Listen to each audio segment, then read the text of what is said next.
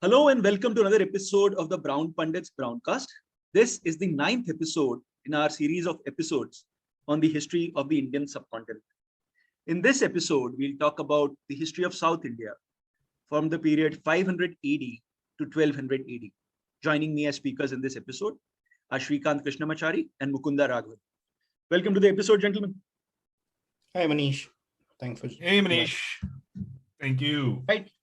Right, so let's get started. Shrikanth, what are our sources when we read about the history of the peninsula in this period? What do we refer to? Sure. Yeah, so I think the one thing that strikes you about the history of this period, post 500 CE in southern India, is the abundance of inscriptional evidence, right? So a lot that we know about the various empires, the various dynasties, it stems from inscriptional evidence.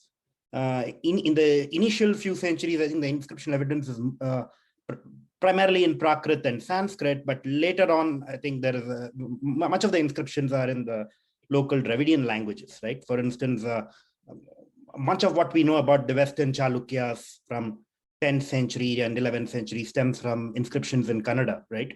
So I think that is the primary source, I would say, with respect to understanding the history of this period, right? The abundant inscriptional evidence, the various prashastis, which detail the achievements of the several kings. And then you have the copper plate inscriptions, right, which are more legal in nature, right? And you also have inscriptions in temples, like, for instance, the inscriptions on the walls of the Vaikunta Perumal temple in Kanchipuram is one of the major sources for understanding Pallava history, right? So the inscriptional evidence abounds, and at least to my mind, to the extent that I know, I think that's the primary source of evidence that we have. Well, if I can add to that, Shrikanth, I think there is quite a bit of textual evidence too, right? In terms of, you started having a lot of hagiographies written about kings and rulers around this time period, and about acharyas and the intellectual movement at the same time. So you get glimpses. I mean, obviously, some of these hagiographies are written century, 2 centuries, 3 centuries after the actual incidences. So you get what they presume to be the world that was of the acharya or person they're talking about, but put in the context in the world they live in. So you get kind of this weird mesh of two different levels of time being talked about this in these hagiographies. And a lot of the even the Puranas and the later, like the philosophical texts, whether you want to talk about Shankara's Bhashyas and Brahma Sutras or anyone else's Bhashyas, or even Nagarjuna's is relatively little couple centuries before this time period, but still you have commentaries on this that are written. So you get a lot of bit of information about the society at the time, not necessarily maybe the political society, but you get a good amount of information about what kind of foods they ate, what kind of rituals they followed in these kind of texts. I agree. Yeah. So, of course, there is a great deal of literary evidence as well, like what you mentioned. I think I was talking more in terms of understanding the history in terms of the political history, right?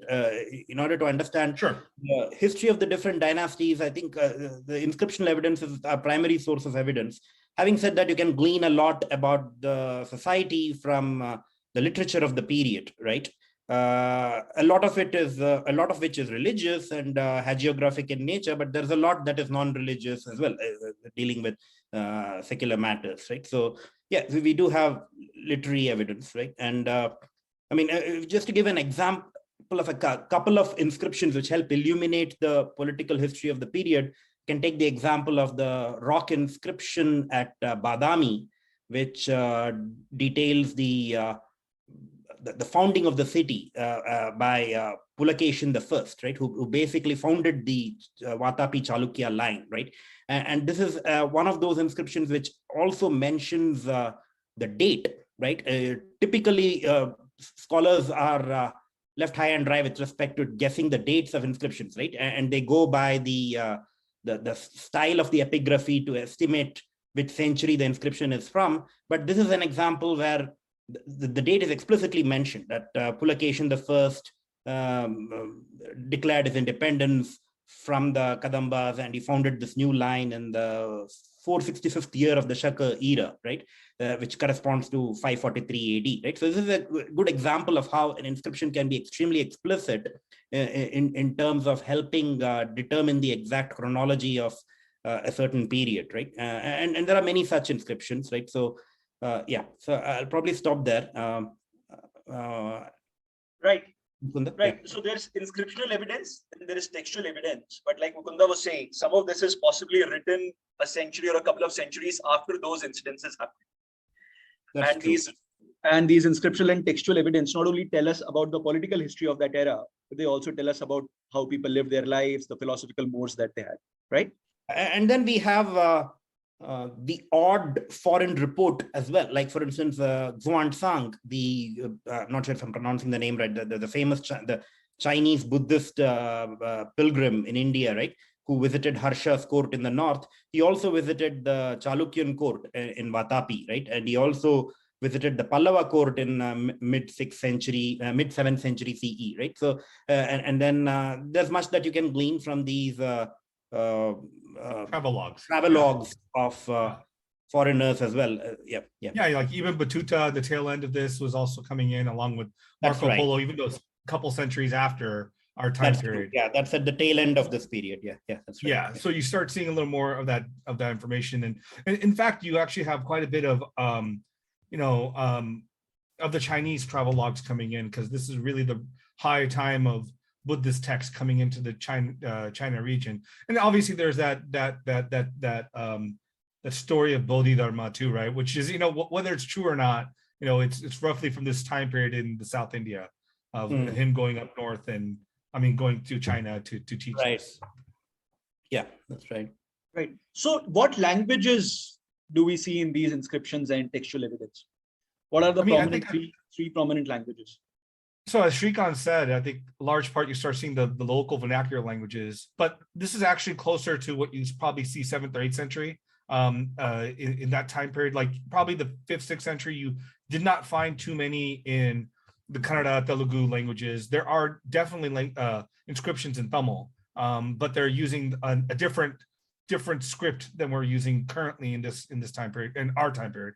So what you start seeing is roughly around the 8th, 9th century, you start seeing a huge explosion of evidence in physical form, whether it's going to be inscriptions or hero stones or temples, written in local Telugu and Kannada languages, really taking off a big time. Yeah, so I think in the early part of this period, I think inscriptions are primarily, I would say, in Sanskrit, right? So, for instance, a lot of the early Chalukyan inscriptions in the Badami region are in Sanskrit. The Aihole Prashasti, which kind of details the rule of Pulakeshin II, right? It is in Sanskrit. It is I think in the form of a poem composed by a poet named Ravikirti. The language is Sanskrit, but the script is Kannada, right? It's a variation of the Kannada script, but the language is very much Sanskrit, right? And even in the Pandya territory, right, which is in the very deep south, and the Pandyan kings were known for their patronage of Tamil, but even over there, if you take an inscription like the one in Velvikudi, right, which is a copper grant, which is a copper plate concerning a land grant to a Brahmin, right? The text is in Sanskrit. It starts in Sanskrit, and then the latter part of that inscription is in Tamil, right? So it's a bilingual inscription, right? So Sanskrit inscriptions, I think, are kind of predominate in the early part of this period. But then in the as we move down the centuries, I think post 8th, 9th century, you have more inscriptions in the vernacular, right? Especially when you talk of the Rashtrakuta period and also the Western Chalukya period, post 9th century, much of the inscriptions are actually in Kannada, right? And interestingly enough, I think Kannada had a much wider coverage in those years than it is today, right? So I think the northernmost place where a Kannada inscription was found was, I guess, in Jabalpur in Madhya Pradesh, right? So it's that's an interesting tidbit. I'm digressing here a little bit, but yeah. So it's true that vernacular inscriptions kind of take over post 8th century or so. Yeah.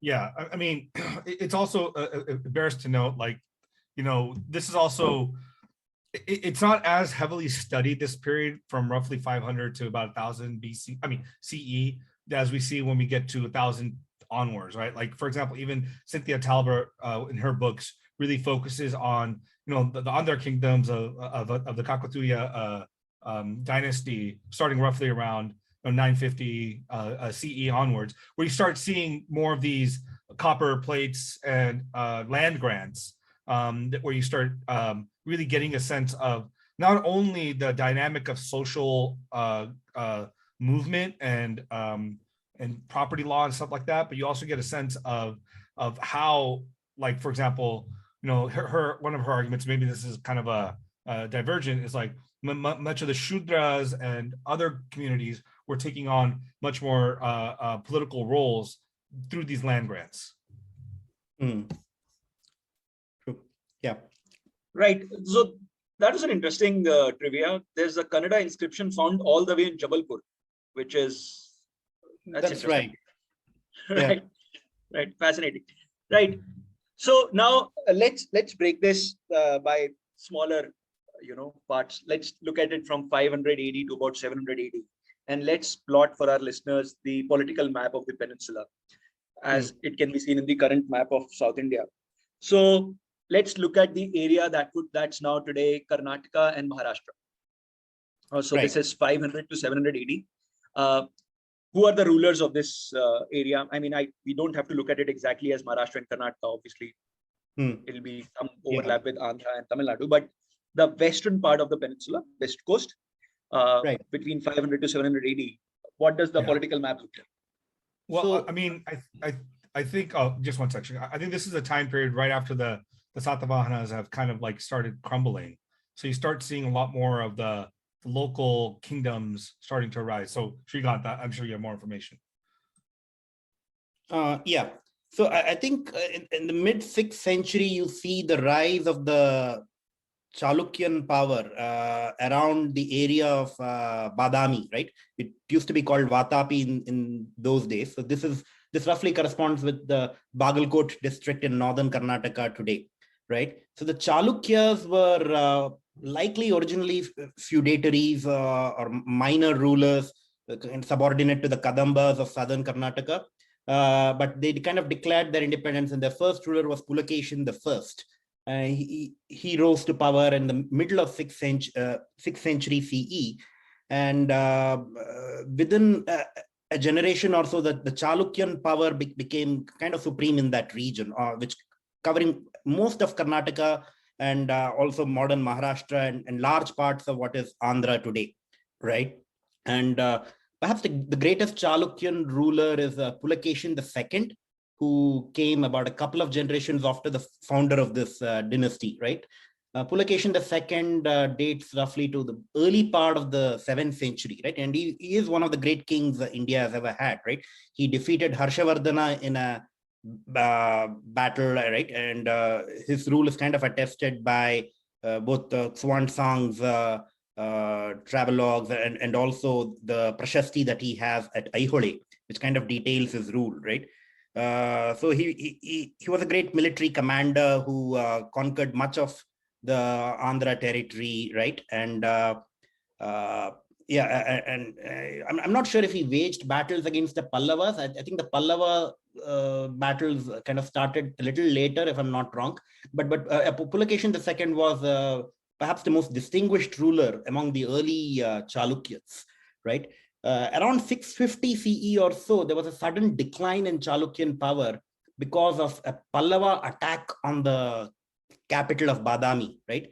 And I think Pulakeshin II was killed in the battle, right? This was, I think, around 640 CE or so. And for a brief period, the Chalukyan power kind of declined very sharply, right? But then there was a quick revival. So then you had later Chalukyan kings like Vikramaditya I, Vikramaditya II, who reigned for the next 50 to 100 years, right? And there were a few in between as well. If you think of this period between, say, 650 CE to 750 CE, right? It was a period when you had the Chalukyan power in Western Deccan, right? The region of Karnataka, Maharashtra today. And then you had the Pallava power in the southeast, right? In what is the Tamil country, right? And there was this seesaw battle going on between these two dynasties, right? And in early to mid 8th century CE, around 730 or 740 ACE or so, one of the Chalukyan kings, Vikramaditya II, actually raided the Pallava capital of Kanchi, right? And he managed to defeat the Pallavas. And at that point, it seemed like the Chalukyan power would continue for a long time, but that didn't really happen, right? The Chalukyas of Badami, they kind of quit the scene around 750 AD or so, right? Even though they had just managed to defeat the Pallavas just a decade or so prior to that date. And the Chalukyas were kind of supplanted by the Rashtrakutas, who were perhaps subordinate to the Chalukyas earlier on in the 8th century. But then the Rashtrakutas kind of took over as the primary power in Western Deccan, right? Western and Central Deccan around mid 8th century, right? And from mid 8th century till about mid 10th century or so, the Rashtrakutas were by far perhaps the most dominant political power, not just in South India, but perhaps all of India, right? It was a very dominant power, right? Yeah. Yeah, I mean, along with, I mean, your point on Pulikeshin II, right? Yeah, I think there was probably 150 years of kind of skirmishes and battles between the Chalukyas and the Pallava dynasty in the south. Pulikeshin had defeated, I believe, Narasimhavarman's father. I mean, Narasimha Pallavan's father, and that's what's his name, Mahindran. Mahindravarman. Yeah, Mahindravarman, and then Narasimhavarman himself is the one they say in his battle with Pulikeshin ended up killing Pulikeshin the second. Right. But obviously, I think some of that is blown up, and this is the time period also again where roughly the same time you have the Chalukyas growing from the Karnataka region expanding rather quickly, and then you have the Pallavas also in the south, from their region, not in Madurai, but it's in Kanchi, right? No, it's right. Kanchi, right. Yeah, Kanchi, yeah, that's right. So in Kanchi, they're expanding pretty quickly themselves, overtaking the Cheras, the Cholas, and the Pandyas in that region. So you end up having the eventual clash on that end for going on for quite a while until I think finally the Chalukyas did finally defeat the Pallavas in the time period you're saying, roughly around the 730s to 750s. That's right. But then the Chalukyas did not last long after that. They were kind of overthrown by the Rashtrakutas, right? Danti Durga was the Rashtrakuta king who kind of overthrew Kirtivarman, who was, I think, the last Chalukya king. So that's when the Chalukya line ends. I'm talking strictly about the Badami Chalukyas here, right? The one thing we didn't mention is the Eastern Chalukya line, the Chalukyas of Vengi, right?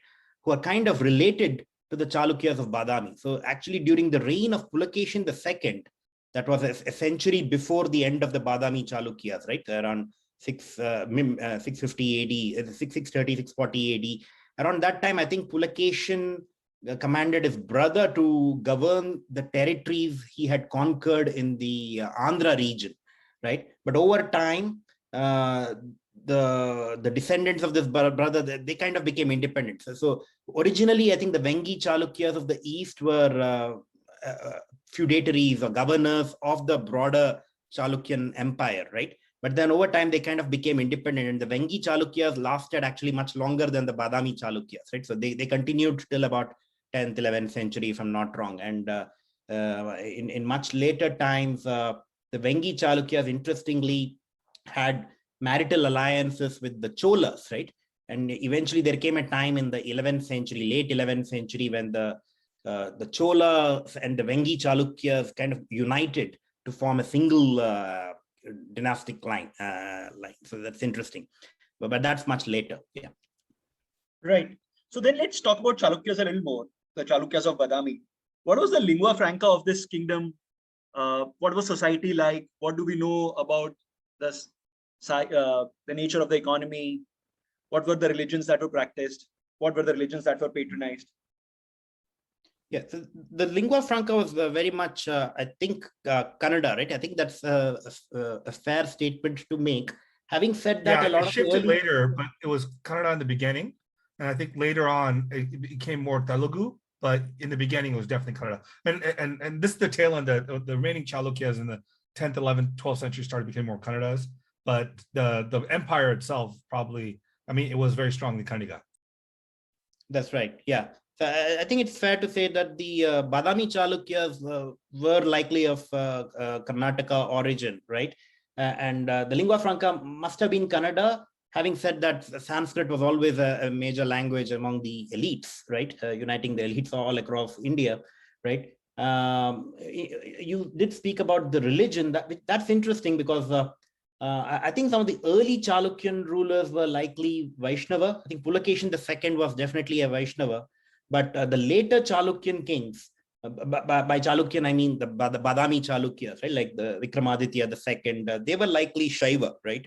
And a lot of the temples that were constructed during the evening of Badami rule, right? In early 8th century, in places like Pattadakkal, they were Shiva temples, right?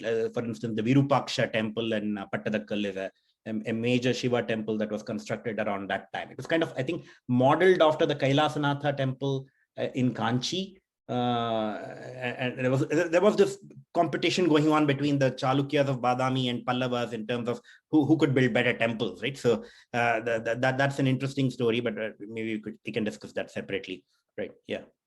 And yeah, right, I mean, yeah, the religions, it was just very interesting because like Shrikanth said, there's primarily it was Shaivism and Vaishnavism, and I think for a large part Vaishnavism started and then kind of receded with the Shaivism taking over. And at this point, you also see like a rapid patronization of Jaina. Like the Buddhists at this time, roughly between 6th and 8th century, were not very prominent in I would say all of South India in any real way. But the Jaina tradition was very, very strong. So you had quite a bit of both, the Chalukyas and then later on the Hoysala kingdom were very much Jaina for their patronage, but they still had quite strong connections to Shaivism and then to a smaller extent Vaishnavism. Yeah, I think even in the court of Pulakeshin II, I think there was this poet Ravikirti who was, I think, a Jaina, though the Pulakeshin himself was not a Jaina. But then, Mukunda is right that in the period between 8th and 9th century, right, that's after the time of the Vatapi Chalukyas, during the Rashtrakuta period, many of the kings actually did have an inclination towards Jainism, most notably Amogha right, who wrote, I think, the earliest known book in Kannada, Kaviraja Marga, right? So Amogha was definitely of Jaina persuasion, if I'm not wrong. Jainism was definitely a very prominent religion, at least in the Kannada country, right? Though maybe not in other parts of the south. Yeah. Right. What was the economy like since they had access to the coast? Were there other were they trading with civilizations or kingdoms in the Middle East? What was the trade scene like, and what was the economy like for the Chalukyas? I'm not particularly well read on the trade linkages of the Vatapi Chalukya specifically, right? But then when we talk of the economy of South India for that period more broadly, right, the period that we are discussing in this episode, we definitely need to discuss the influence of the different trade guilds, right? And one of those trade guilds is actually of Vatapi origin, right? I'm trying to remember the name of the trade guild. Just give me a second. I think it's Ainuruvar. It refers to the 500 merchants of Aihole, right? And it's interesting. Tamil too. Right. Yeah. I think this trade guild likely originated in the Vatapi period in the Chalukyan territory. But over time, I think this trade guild was kind of dominated, I guess, by merchants from the Tamil country. And that's why the name itself has been It sounds like a Tamil name, right? Innuruvar, but it originally referred to the 500 merchants of Aihole, if I'm not wrong. Right? So obviously the trade guilds, the merchant guilds played a big role in terms of regulating commerce. But with respect to the maritime trade of the Chalukyas, I don't know a lot, to be honest. Yes. Maybe Mukunda, do you have any thoughts there? I honestly, I don't have any specific thoughts. I do remember information that I've read before about how they had very strong trade connections with the Middle East at this time period, in terms of going up the what's that, the not the Bing, but the other side, what's it called, the Arabian Sea, going up to the going up the Arabian Sea, and they did have a decently strong trade routes in that region, but they weren't anything like, when we get to later stages of where they talk about the Pandyas and the Cheras and Cholas, going to Southeast Asia. So this was very much they did have naval trade, but it was primarily like trade from land. And we do have some coins that we do find in other regions in this time period, from the Chalukya period. Right. Yeah. Right. So if we spoke about Karnataka. So just one thing I want to address in this point, I think people should know. So this is where it gets really interesting linguistically, because roughly in this time period, like fifth to like 8th century. So we don't have that many records of Kannada and Telugu as distinct languages much before this time period. So even though, like we talked about, when Shrikanth mentioned the name, the Ainanur, like it sounds Tamil, but this is why I think when you maybe linguists think roughly this period or a little before, when we really start seeing the separation between older Tamil and Dravidian languages into the Telugu, Kannada, and the other Dravidian languages in this time period. Right. Right. Yep. What's happening in Kerala? Yes. So Kerala, I mean, you had so we had the continuation of the Chera line, right? So we discussed the Cheras as one of the 3 Vendars when we discussed the early history of the South in our previous episode, right? A couple of episodes ago.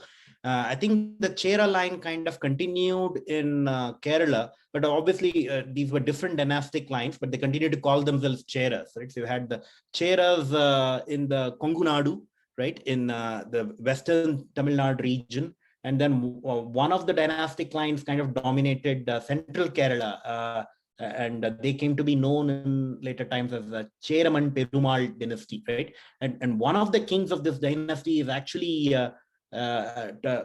became a Vaishnava saint. I think Mukunda is aware of him, the great Kulashekara, yeah. Right? But the Cheraman Perumal dynasty, I think, dates to 9th century, right? So with respect to 6th, 7th century, around that time, vassals. They were likely vassals of the Chalukyas and the Pallavas at various times. So the Chalukyas and the Pallavas were the dominant powers, and then these regional kings were likely feudatories or vassals, right? And another example of a vassal dynasty is the Ganga dynasty of southern Karnataka, right? So this is a very ancient dynasty. So the Gangas go all the way back to early 4th century, and they had their capital in Talakadu near Mysore, right? The Gangas continued for a very long time. So they were a dynastic line which continued till, I think, about 10th century or so.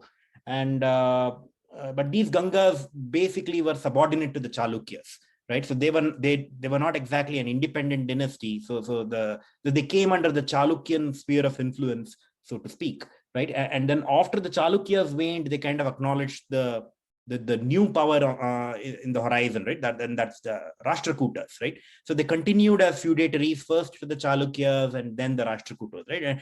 And it's fair to say that something similar was happening even in Kerala, right? Right. So to wrap up the Chalukyas, from the popular culture of today, do we know any movies, any plays, any cultural motifs that if one were to visit today or one were to see, they would know and they could learn more about the Chalukyas?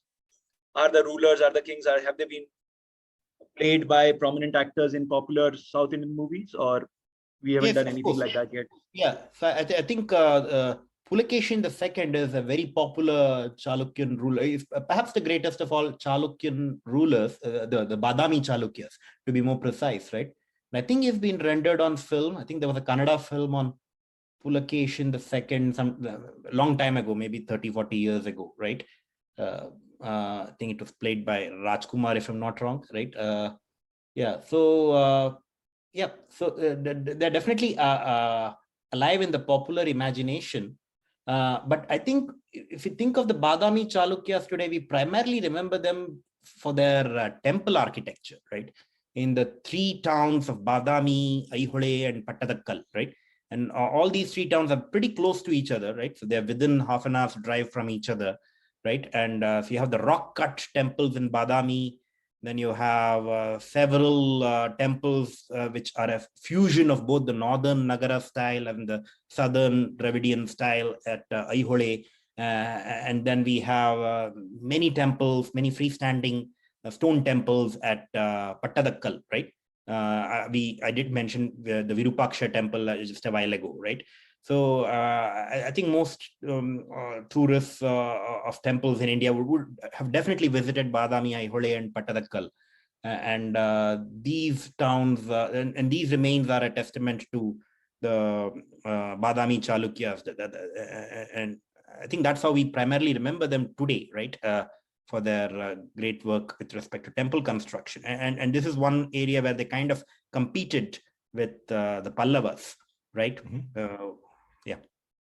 Yeah, I mean, there is like, so on a side note, I mean, it's definitely connected. So in the Chalukya period, in the Chalukya kingdom, is when you had the really big commentary on Manu Smriti called the Mitakshari, written by, I think his name is Vigneshwara. I forget. Yeah, so I think Mukunda. I think one correction there. I think the Mitakshara commentary was written in Chalukyan code, but not the Badami Chalukyas. So those were the Kalyani. Kalyani Chalukyas of 11th. I think it was written in Vikramaditya's 6th court. That's 11th century. So that's much later. But you're right that the Kalyani Chalukyas claimed descent from the Vatapi Chalukyas. In that sense, they are a continuation of the same line. Though there was a period of abeyance during the Rashtrakuta period when there really was no Chalukyan line, right? But then if we go by what they claim, right, the Western Chalukyas of Kalyani do claim descent from the Vatapi Chalukyas. So if we take that to be true, there's a continuation. Yeah, I mean, you're absolutely correct. It was written in like the 10th, 11th century. You know, the dates are relatively around, I think, like 1100 something. But this text, right, the Minakshari, is in opposition to the Abhanga school, right, of Hindu law, is one of the two major schools of Hindu law that will connect later on in our podcast when we talk about how the British developed the Hindu law in Indian context. So the Mitakshari, which is a commentary on the Manu Smriti, has been very seminal for roughly probably 1,000 years in how people looked at the Smriti itself. I think it's a commentary on Yagyavalkya Smriti. I think that's Diyabhanga is a commentary on Yagyavalkya. I think both are commentaries on Yagyavalkya Smriti. The Dayabhaga was more prevalent. You're right. The Dayabhaga was prevalent in the Vanga territory. Yes. But then in the south, you had the Mitakshara commentary on Yagyavalkya Smriti. Yeah. Okay. Right. It's been a while. So it's the temple architecture so it's the temple architecture and the temples that are truly the standing legacy of these Chalukyas 1,000 years down the line. Right. Moving on to their neighbors, who's ruling over what's present day Tamil Nadu and Andhra Pradesh while the Chalukyas are on the west coast? Yeah. So I think we already mentioned the Pallavas, right? Pallavas, unlike the Chalukyas, are of slightly greater antiquity, right? I think that their line kind of, we can trace the Pallavas back to the 4th century. Yeah, the third, 4th century. I think the early Prakrit charters are, I think, from 3rd century, as right. And but then those early Pallavas, we don't know a lot about them, right? I don't think they were really that powerful. Their rule was probably in the region of southern Andhra Pradesh or northern Tamil Nadu, right? They were a very fairly local power, and we don't know much about the early Pallavas. So, but I think the real founder of the Pallava power, so to speak, was a king named Simhavishnu, who was, I think, a contemporary of Pulakeshin the First, right? So, or maybe a little earlier, early 6th century, right? So Simhavishnu was, I think, the person who is responsible for the Pallava ascendancy in the Tondai Mandalam region, right? Now, the northern Tamil Nadu region.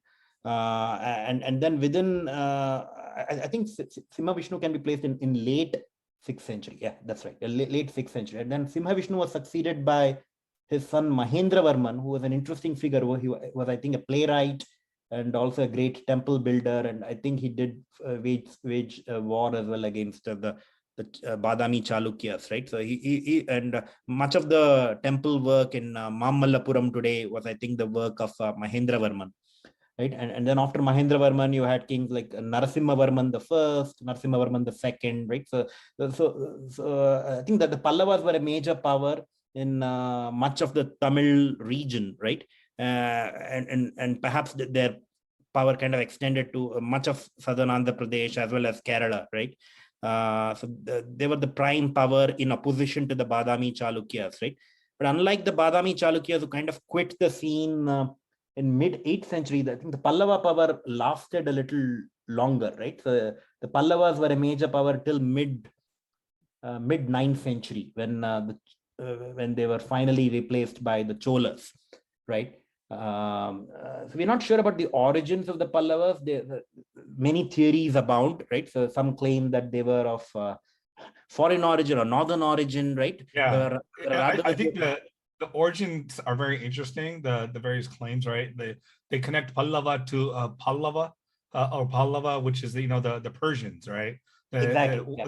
That's one of the most I guess, like, one of the most obscure ones. But I think a lot of the people connected to the collapse of the Satavahana dynasty, and then coming out of there. Right. But yeah, so no one really knows the origins. It's kind of too far back where we have no real sense of who the Pallavas are from the beginning. But we do know what they are in the middle period, like Shrikanth said, from Simhavishnu to all the way down to Narasimhavarman II. That is really the meat of the Pallava dynasty, in which they erected many temples and did Mahabalipuram, and all these major expansion was done in that period. Right. And with respect to Pallavas, there's one interesting thing with respect to their political line, so the line of succession, right? So I think sometime in mid 8th century, or maybe a little later, the Pallava line kind of extinguished, right? So you had the Parameshwara Varman, I forget the name, who did not have a heir. He died without an heir. And at that time, there really was no Pallava successor, right? And the Brahmins in the court, I think they started searching for a successor, and they found a distant relative who was of Pallava lineage outside of India. I think it was somewhere in Vietnam.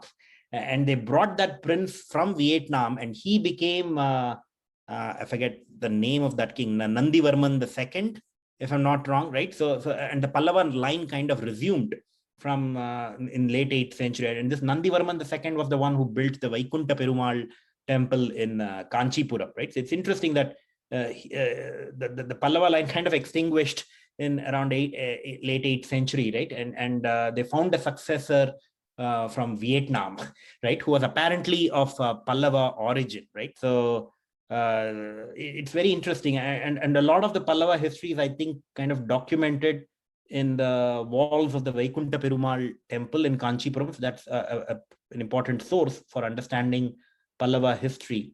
And then after Nandivarman the second, the Pallava line continued for a few more generations, but then ultimately they were kind of overthrown by the rise of the Chola power down south, right? Yeah. So that's briefly about the political history of the Pallavas. Yeah. And their reign is, so the kingdom spreads from part Andhra Pradesh all the way, covers the present day Tamil Nadu. That's what the political map of the kingdom would look like.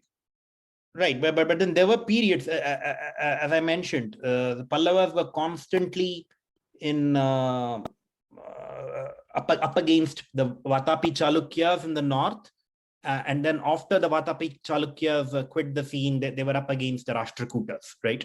So there was always the seesaw battle going on, right, with the powers from the north, and there were periods when the Pallava power was supreme, right, and it covered much of South India, right? Like for instance, the period around 650, 640, 650 AD, around that time, the capital of Vatapi, the Chalukyan capital, was sacked, ransacked by the Pallava king, right? And I think it was Narasimhavarman, right? And Pulakeshin II was killed. There was a crisis in Badami, right? Maybe for those brief periods, you could argue that the Pallava sphere of influence covered much of the peninsula, right? Yeah. What was their capital city? Where were the Pallavas? Where did they rule from? Kanchipuram. Kanchipuram. Right. So, yeah. I mean, in this time period of the Pallavas too, right? It's a very dynamic period actually in I think in that region.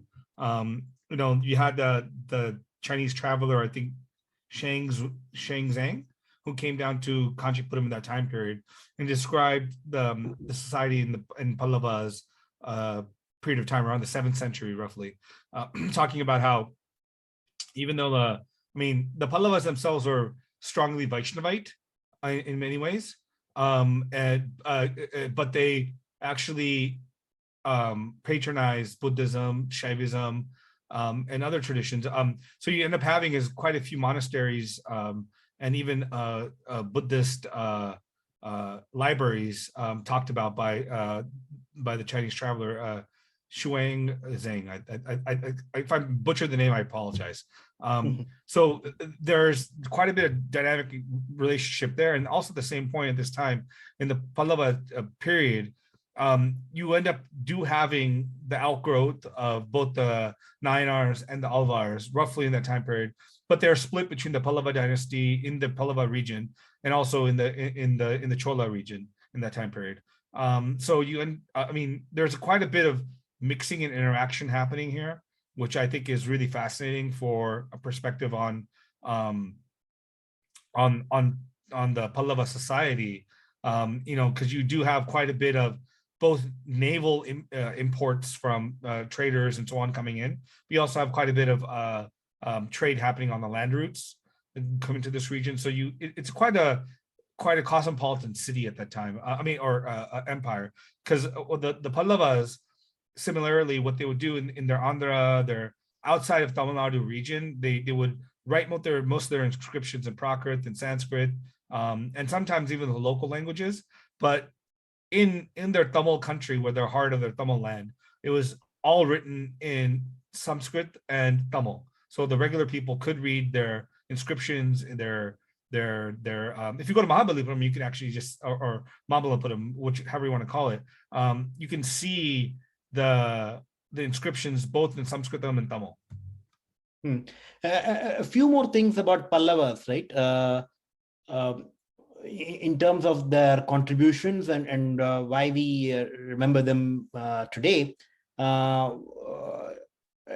One thing that I would like to mention is their contribution in the field of temple architecture, right? We discussed the city of Mahabalipuram, where you have several rock cut temples. You have the famous shore temple at Mahabalipuram. So these were pioneering structures in terms of stone construction in any part of India, to be honest, right? So the Kailashanatha temple, the great Shiva temple built in Kanchi in 700 AD, was a major trendsetter in Indian architecture. Right? So this was a freestanding stone temple, right? Perhaps it's one of the earliest freestanding stone temples in India. I'm sure there are a few from even earlier times, from the late Gupta period, but then the one that survives almost intact is the one in Kanchi, right? The great Kailashanatha temple, right? It's a Shiva temple built, I think, during the reign of Narasimhavarman the first, or was it Narasimhavarman the second? I forget. It was built around 700 AD, and the construction of this temple, it's very influential, right? In the sense that not soon after, you had the Pallava capital of Kanchi being raided by the Chalukyan king Vikramaditya II, right? And when Vikramaditya raided Kanchi, he likely saw the temple at Kanchi, the great Kailashanatha temple, right? And this kind of inspired him to construct the Virupaksha temple along similar lines in Pattadakkal, right? And you can see the similarities, right? They're striking. And Virupaksha temple is also a Shiva temple, right? And then the Pattadakkal structure, the Virupaksha temple, in turn inspired the Rashtrakuta king a few decades later, when the Rashtrakutas kind of overthrew the Badami Chalukyas, right? The Rashtrakuta king Krishna the First was inspired by what he saw at Pattadakkal, and this in turn inspired the construction of the Kailasha temple at Ellora, right? The great Rashtrakuta structure, which was a rock-cut temple, right? So it's interesting how you have this line of influence from an architectural standpoint, right? Which starts at Kanchi and ends at Ellora, right? Pretty fascinating. And long before the Kailashanatha temple, right? The Pallavas were kind of pioneers in stone constructions, right? Constructing in stone, which we take for granted now, but then pre-5th century, a lot of the construction that used to happen in India was in brick or timber, right? And that's precisely the reason why you don't have very ancient temples in India, right? You don't have too many temples that survive, which are pre-500 AD, be it north or south. Not a lot of temples survive, right? You have a lot of some Buddhist stupas, but then many of the temples and even palaces, they don't survive because they were constructed out of wood or timber, right? Or brick and mortar, right? The Pallavas were pioneers in stone construction, right? And for the most part, they used stone for constructing temples. And the early king Mahendravarman is kind of hailed for constructing a temple near, I think, near Tiruvannamalai in northern Tamil Nadu, neither in timber, nor in brick, nor in mortar. This kind of declared in one of the inscriptions in that temple. Now, why would you have such a declaration? It's because it was regarded as a big deal in those days, right? To construct something not out of timber, not out of brick or mortar, but out of stone, right? So they were kind of pioneers in that regard, right? And yeah. I mean, they also constructed the Vaikuntha Perumal temple in Kanchi, right? That's which right. is roughly 7th century, which has been. I mean, all these temples, I think we have to also consider is they were maybe started the construction roughly during this time period. They built these temples, at least maybe the Gopuram and the inner sanctum, but over years, when you have other kingdoms coming in, Cholas or Cheras or whoever came in after Rashtrakutas, they built it out more and more. So the temples we see today are probably not the temple that was built completely by them. They built out probably the very core structure, and then the later building was done by multiple other generations. Right. That's largely true. But I think in the case of Pallavas, the two temples which we discussed, right?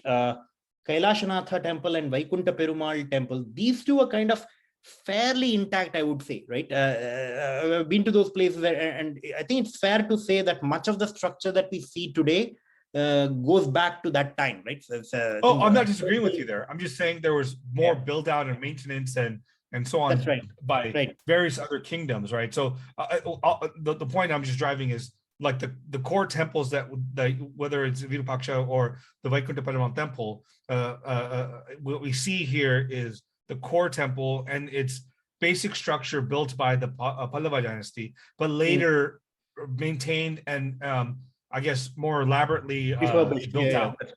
Yeah. I agree. Yeah. Right. The other thing that I would mention about the Pallava period is, Mukunda discussed the Ayavars and the Nayanars, right? Which I guess we will touch upon that later in the call as well in more detail. But I think the one thing that we need to keep in mind during this, it was also a period of the peopling of the South, so to speak, right? Because the southern India was not a super dense place, right? In the early part of the Common Era, right? But it was during this period that you had a lot of migrations from the north, especially Brahmin migrations, right? And a lot of land grants to Brahmins, right? The Brahmadeya institution, right? So you had several villages being formed, and then you had a lot of northerners basically coming down and settling large parts of south, right? And this kind of started in a big way, I think, during the Pallava period. And you can see that from the copper plate grants, right? Giving land grants to many settlers from the north, usually Brahmin, right? So you could think of it as a period of colonization from the north. Right? You had settlers coming in from the north, who in turn influenced the religious and cultural life of the south, right? This is not to say that we didn't have northern settlers in earlier periods in the Sangam era, etc. But then I think the scale of it increased post 600 AD. Yeah, absolutely. And I think a lot of this, I think we also have to put in context of, it was not just people moving down; there were people being asked to move down, right? Like kings of regions would ask brahmanas to come down to the region to perform a certain, like, a ritual, whether it's Ashwamedha or Rajasuya or whatever these rituals were. It seems to me probably there was a dearth of brahmanas down there, and which is why they asked many to come down and gave them the land grants so that they can do these rituals and these things at the same time. Because I think at the same time, what you see is like the same thing happens with Buddhists and Jains, roughly in the same period of their migration downwards to the region. Right. Yeah. Right. So what do we know about the trade linkages, since they also had access to the East Coast? Do we know, before we come to the trade linkages, you mentioned the region getting populated. So what were the major urban centers across both these kingdoms, both across Chalukyas and the Pallavas in south of India? Which were the main cities that we know of? So we know of Kanchipuram was the capital of Pallavas. What were the other major urban centers? Vatapi was obviously a major center, right? It was the capital of the Chalukyan kingdom, right?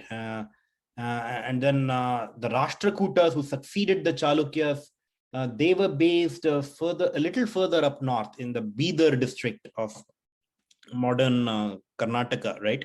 So I think their capital was Manyakheta. I don't know what it is called today. So that was the Rashtrakutan capital.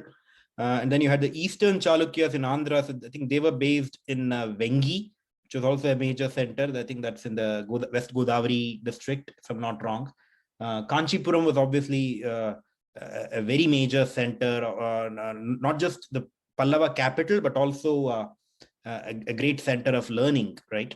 Both from a Brahminical standpoint as well as a Buddhist standpoint. So you had basically all of the religions kind of confluencing, so to speak, at Kanchipuram, right? I think in the Chola territory, I'm not sure of major towns in this period. So, of course, in the much earlier times, we had the Chola capital of Orayur, of the early Cholas, right? So that in the Sangam period. But I'm not sure if those cities were just as vibrant during this Pallava period, right? Yeah. Yeah, I don't think they were. So what you end up having is during the Pallava period, there's quite a lot of evidence about having very, very strong trade across three major regions. We can say China, Egypt, and kind of Southeast Asia. There were two major ports. They use Mylapore as that region. You find quite a bit of information that the Pallavas were basically naval trading from there. And then Mahabalipuram were another area where they had quite a bit of naval trade going on also. So I think in this time period, the Pallava dynasty was the cultural and somewhat, let's say, the economic center of South India, for roughly about probably between the 6th to 8th or 9th century, and then you start to see the shift towards the Chola rulers at that time. So I mean, the economic impact is still felt today, right? For example, Kanchipuram, even today, is known to be such an amazing place for silk. And even back then, you had those silk the silk trading and the silk manufacturing or whatever you want to call it, infrastructure was still considered to be very, very powerful at that point, where they were trading silk into China, into Egypt and Southeast Asia. And they had quite a bit of like coins everywhere that we could find in these regions. The Pallava period, roughly for the time period I was talking about, 6th, 9th century, was one of the most powerful economic centers in some would say all of India at that period of time. It was incredibly wealthy. Right. What about educational institutions? What were the centers of excellence when it came to teaching maths, science, philosophy, art? Do we know anything about that? There were many colleges, or rather, used to be called ghatikas in places like Kanchipuram, right? Which also served as centers of Vedic learning, right? I'm not sure about learning in a much broader sense for the larger society. I'm sure there were guilds where you had vocational training, right? But then I think you had several ghatikas in places like Kanchi, right, which served as centers of Brahminical learning in a more orthodox sense, right? Right. I'm not sure if you're looking for something else there in that answer. Yeah, I mean, Kanchi was the heart of, for the past probably say 1500 years of where you would have in the deep south learning, because there was quite a few Buddhist institutions there at that time, along with a lot of what we call Brahminical, whether you want to say Mimamsa or Nyaya, they were taught from that region. And it was a very powerful center for any sort of intellectual or educational development in South India, just like Varanasi was in the north. I mean, Kanchi, for a large part, is called the Varanasi of the south, right? So it is the region of where knowledge was built, maintained, and disseminated amongst the South Indian region. Right. In this context, I remember the village of Uttaramerur, right, which is known for its village democracy, so to speak, right? The institutions of local rule, right? We know about Uttaramerur from the Chola period inscriptions, but actually Uttaramerur, the village, Chaturvedi Mangalam, it was founded during Pallava period. So it was actually an agrahara that was kind of donated to Brahmins of a Vaishnava persuasion by, I think, Nandivarman II, I think, one of the Pallava kings. So and this particular agrahara, it developed fairly sophisticated mechanisms of local administration, right? So they had their sabhas, right, for arbitrating on local issues, right, and administrative issues. And to be nominated to these sabhas, there were strict qualifications, right? And we learn about them from the Uttaramerur inscription. The inscription is actually from Chola period, so it doesn't actually apply to the Pallava time, but I'm sure the institutions are kind of similar even during Pallava period, right? For instance, to be a member of the Sabha, you had to know at least one Veda, and you should have read at least one Bhashya, right? You could actually see these eligibility criteria to be a member of these governance sabhas, right? In the Uttaramerur inscriptions, right? Which are pretty well known today, right? They come up in news pretty often, as an example of decentralized administration, right? So, yeah, and if people don't know what Agraharam is basically a land grant given to a group of Brahmins to live by their own standards. And so in that region, it's basically the Brahminical rules and regulations applied. Usually Agraharams are limited to the particular community of Brahmins that live there. So if you belong to a certain, Griha Sutra or Dharma Sutra that you follow, that Agraharam will follow that particular style. So even today, you might find in places like Chennai and other parts of South India, I assume this is the case north. I'm not entirely sure, but you still find Agraharams where it's like Iyengar Agraharam, where it's only Iyengars that there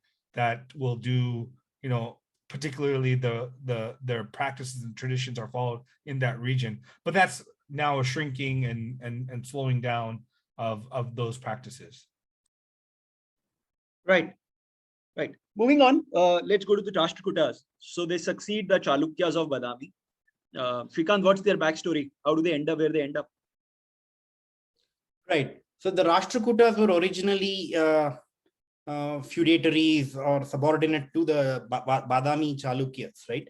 I think the earliest Rashtrakuta king who kind of declared his independence and who kind of helped overthrow the Chalukyas of Badami was, I think, Danti Durga. I'm not sure about his origins, though. I think it's mentioned in one place that Danti Durga on his mother's side was actually a descendant of a Chalukyan princess, right? But by Chalukyan princess, we are not referring to the Vatapi Chalukyas here, but the Chalukyas of Gujarat, who are again related to the Vatapi Chalukyas, right? So, I mean, it's often a cliche to think that these southern kingdoms did not really have much influence up north. It's actually not true, because especially if you look at the Vatapi Chalukyas, right? One line of the Vatapi Chalukyas ruled in Andhra Pradesh. We already referred to them, the Vengi Chalukyas. And then you had Chalukyan branches in Lata, which is basically southern Gujarat as well, right? And they all descended from the Vatapi Chalukyas, and they kind of acknowledged the suzerainty of the Vatapi Chalukyas, right? So this person, Danti Durga, was actually a descendant of a Chalukyan princess from Gujarat. And he can be regarded as the founder of the Rashtrakuta line, right? So he is basically the first Rashtrakuta king who's kind of succeeded the Chalukyas in the same zone, right? And the Rashtrakutas were not based out of Vatapi, they were based a little further up north in the Bidar district, as I mentioned, modern Karnataka, right? The Rashtrakutas were a pretty powerful kingdom, right? So I think that their sphere of influence went all the way up to central India, right? And maybe even northern India. To the Gagaric Plain, right? They're warring in the Gagaric Plain with other kingdoms at their height. Right. So Danti Durga was the founder of the Rashtrakuta lines, and then there were a few other kings in that line, right? And then perhaps the most successful Rashtrakuta king was Govinda III, right? He's one of the great conquerors India has known, right? You could kind of compare him with the likes of Samudragupta and Pulakeshin II, right? Govinda III, I think he defeated the Gurjara Pratiharas of the north. He also reached all the way up to Kannauj, if I'm not wrong, though I'm not sure he was able to retain control of Kannauj for a long time. Govinda III basically expanded the Rashtrakuta empire, or the Rashtrakuta sphere of influence, all the way up to central India till the deep south, right? I think that was also a period when the Pallava power was kind of declining. So much of the Tamil country also was very, very much under Rashtrakuta influence around that time, right? So the Rashtrakutas in their heyday, they had a pretty large empire, right? An empire almost as large as what the Guptas had during their heyday, right? Not many people are aware of this, right? Govinda III was succeeded by Amogha who's an interesting figure. Amogha was not as ambitious as his father, right? He was a more scholarly thought, right? And we today remember him by the title Nrupatunga, right? And Amogavarsha is an interesting figure. He was a king for almost 60 years, 60 plus years. He was one of the longest ruling monarchs in the world, right? And he is credited with authoring the very first text, or maybe not the first text, but the earliest extant text in Kannada, right? Which we know today as a Kaviraja Marga. It's a work on Kannada poetry. I mean, it's work of Kannada grammar. Yeah, it's a work on poetics, very much in line with other works on poetics, talking about how the Kannada language can be used in their poet. It was connected very much to the Natya Shastra, but it was in the Kannada sense. Right. Yeah, I work on aesthetics, so to speak, right? Lingual aesthetics. Yeah. So Nrupatunga is an interesting figure, right? I mean, his name was actually Amogavarsha, as I said. He ruled for about 60 years. And then I'm not that familiar with the later kings in the Rashtrakuta line. But the Rashtrakutas continued as a major force till about mid 10th century, right? And right till the end, their influence was pretty enormous, right? There was this Arab traveler to India, I think sometime in the 8th century, maybe during the reign of Govinda III, who claimed that the Rashtrakutas are one of the 4 great kingdoms in the world, right? I think the Arab traveler's name is Sulaiman, an early Muslim traveler, right? No, the Arab traveler is al-Biruni. He came. No. Oh, no. He came at the 10th century. I'm sorry. Right, You're talking closer. Right. Yeah. I'm sorry. I apologize. Yeah, al-Biruni did come during the Rashtrakuta, but at their tail end. At the tail end, that's right. Yeah. So this is an earlier Arab traveler in, I think, 8th century, Sulaiman, right? Yeah. So it just goes to show that the Rashtrakutas were perhaps the preeminent power in India, to be honest, around that time, right? Though they did not really hold on to their northern possessions for too long, right? I think they were kind of driven out of Kannauj eventually by, I think, the Gurjara Pratiharas and Paramaras, right? I think eventually around mid 10th century or so, the Rashtrakutas met their end, right? And I think their city, their capital was kind of sacked by the Paramaras from the north. And was it the Paramaras or the Gurjara Pratihara? I think it was the Paramaras, right? And then that was also a period of Chola ascent, right? And I think Rajaraja Chola also launched an invasion of the Rashtrakuta capital in early 11th century. And I think by then the Rashtrakutas had kind of finished, right? So I think their line sort of ended. And they were kind of replaced in the same region by the by the Chalukyas of Kalyani, right? Kalyani again corresponds to the same Bidar region in northern Karnataka. And these Western Chalukyas claimed to be related to the Badami Chalukyas, right? So though almost 200 to 300 years separate the Badami Chalukyas and the Western Chalukyas, but they claimed to have descended from them. And they kind of replaced the Rashtrakutas. Though the Western Chalukyas were more, their dynasty was more focused in the Karnataka, Maharashtra region. Their power did not extend as much as that of the Rashtrakutas. Yeah. Mukunda, your thoughts? No, I mean, everything Shrikanth said is on point. I would just say, yeah, it's the Paramata dynasty that kind of ended up destroying the entire Rashtrakutas around the 10th century, roughly right before that. And then they kind of just broke apart and were taken over by various different the Chalukyas and a few other regions. So, but yeah, I mean, the Rashtrakutas have had such a large empire. Like, I think people kind of just forget about it. They basically were all up into parts of, even UP, all the way down to, the Pallavas area where they sacked Kanchi at one point and took over that. And then they had all the way to the west, they had, half of Gujarat, and then to the east, there were parts of Andhra, but it was a very massive empire. And it was an empire that, I mean, it didn't last that long, roughly 150, 200 years, but it covered a vast amount of India, and its influence on Indian culture, literature is pretty underestimated. It was also during this period of time where you had the Rashtrakutas, in terms of their religious focus, they were, I would say, more Jaina, and then also, but they also patronized, quite a bit of Vaishnavism, Shaivism, and Buddhism. But there was very strong Jaina orientation in terms of their primary patronage. It was during this period of time, I believe, that the most important Purana of the Jainas came with is Adi Purana, really about I believe that was about Krishna's cousin. Oh my God, it was Arishanemi.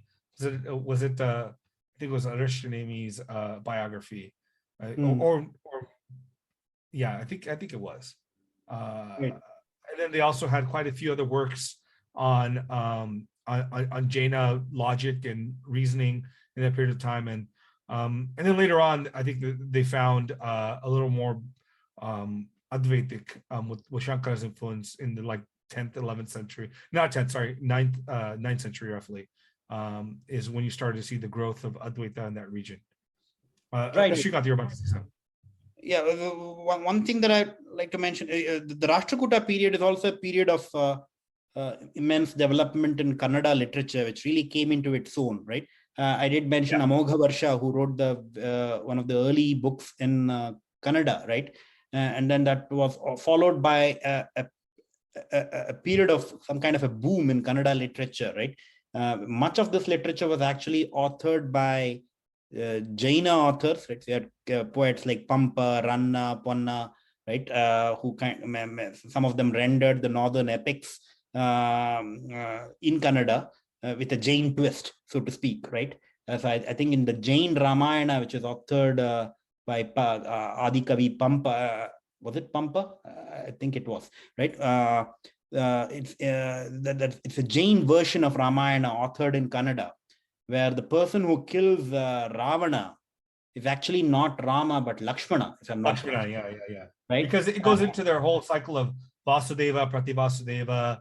Right. It's very much tied into the Jain concepts of the role of Tirthankaras versus Vasudevas, Prativasudevas, and the entire theological framework of Jainism, right? So one of the ideas, and this is a side note, is in the Jain tradition, the hero of the text tends to be the one that is a proponent of Jaina Ahimsa, right? Which is non-violence towards everything.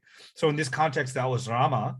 So Lakshmana has to become what they would. So they have two main heroes within a text. Well, technically three. There's a Chakravartin, there's a Vasudeva, and there's a Baladeva. And the Baladeva role is the role that ultimately does the negative action that causes the Jaina principle to actually be held true. So in this case, Lakshmana kills Ravana because he committed himsa, violence. He has to spend time in Naraka to come back. He's a Baladeva, and then you have Rama who propagates Jaina values, which is nonviolence and ahimsa and all these other things. That he remains morally pure, so that he can become the next. He can move on to become, an enlightened being. So the Jaina tradition reworks roughly in this period, like Shrikanth said, reworks a lot of not only the Ramayana but Mahabharata also, in which Krishna and Baladeva. So Krishna and Balarama take on these roles, but a little more. It's a different twist, and that I think it's called. I believe that's. I think it's called Pampa Bharata, and then there's also another version of that called the Padma Purana or something like that. So they have a couple of these.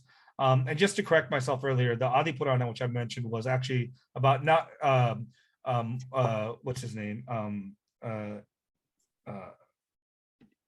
forget who Arishanemi. He was actually about Rishabhadeva, who's the first Tirthankara of the Jaina tradition. So a lot of the Jaina works that a lot of the Jains hold to be very sacrosanct now were written roughly in this time period within the Rashtrakuta Empire. And they both wrote both in Sanskritam and in Kannada, the local languages. So it's very important to note that, I think. A lot of the Jain theological and their Puranic development occurred in this time period. Yeah.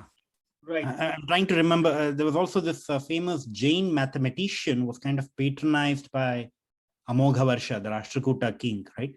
I think he authored the work Ganita Sara Sangraha, right? I'm not sure if this work was in Kannada or Sanskrit. I think it was in Sanskrit, right? The mathematician's name is Mahaviracharya, right? So a lot of the algebraic identities were kind of discovered by him, right? I don't remember on top of my head some of his signal contributions. I think it's called Ganita Sara Sangraha. Ganita Sara Sangraha. That's right. Yeah. I think that's right. Yeah. I think that book has this formula for combinations, right? NCR. That's one of the things I think that's covered in that book. One thing I can remember on top of my mind. Yeah. Yeah, I think it's so important to remember that Amogha in this time period had patronized so much amazing literature, science, and art. I mean, just put it in context, I believe that most of these texts have not yet even been looked at or translated. And they're still sitting in various libraries and various people's houses.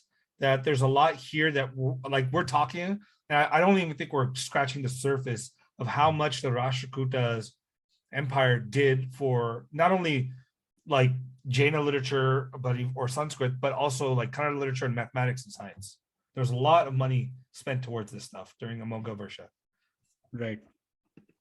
Right. Talking of money, all these expansions of the empire, patronizing religion, art, mathematics, how was the exchequer of these kingdoms funded? What do we know about the taxation policies, practices of this era across kingdoms? Do we know anything? Yeah, actually, we know quite a bit. We know the Rashtrakutas actually had very, very strong economic system in which they had various different resources they actually produced, managed, and then sold vis-a-vis both like the kingdoms themselves and like the trade guilds, right? Like cotton was huge, right? They were probably one of the world's largest producers and exporters of cotton in that time period. So you find the cotton that these guys had basically in all parts of the world, whether it's like in Central Asia, in the Middle East, even parts of China.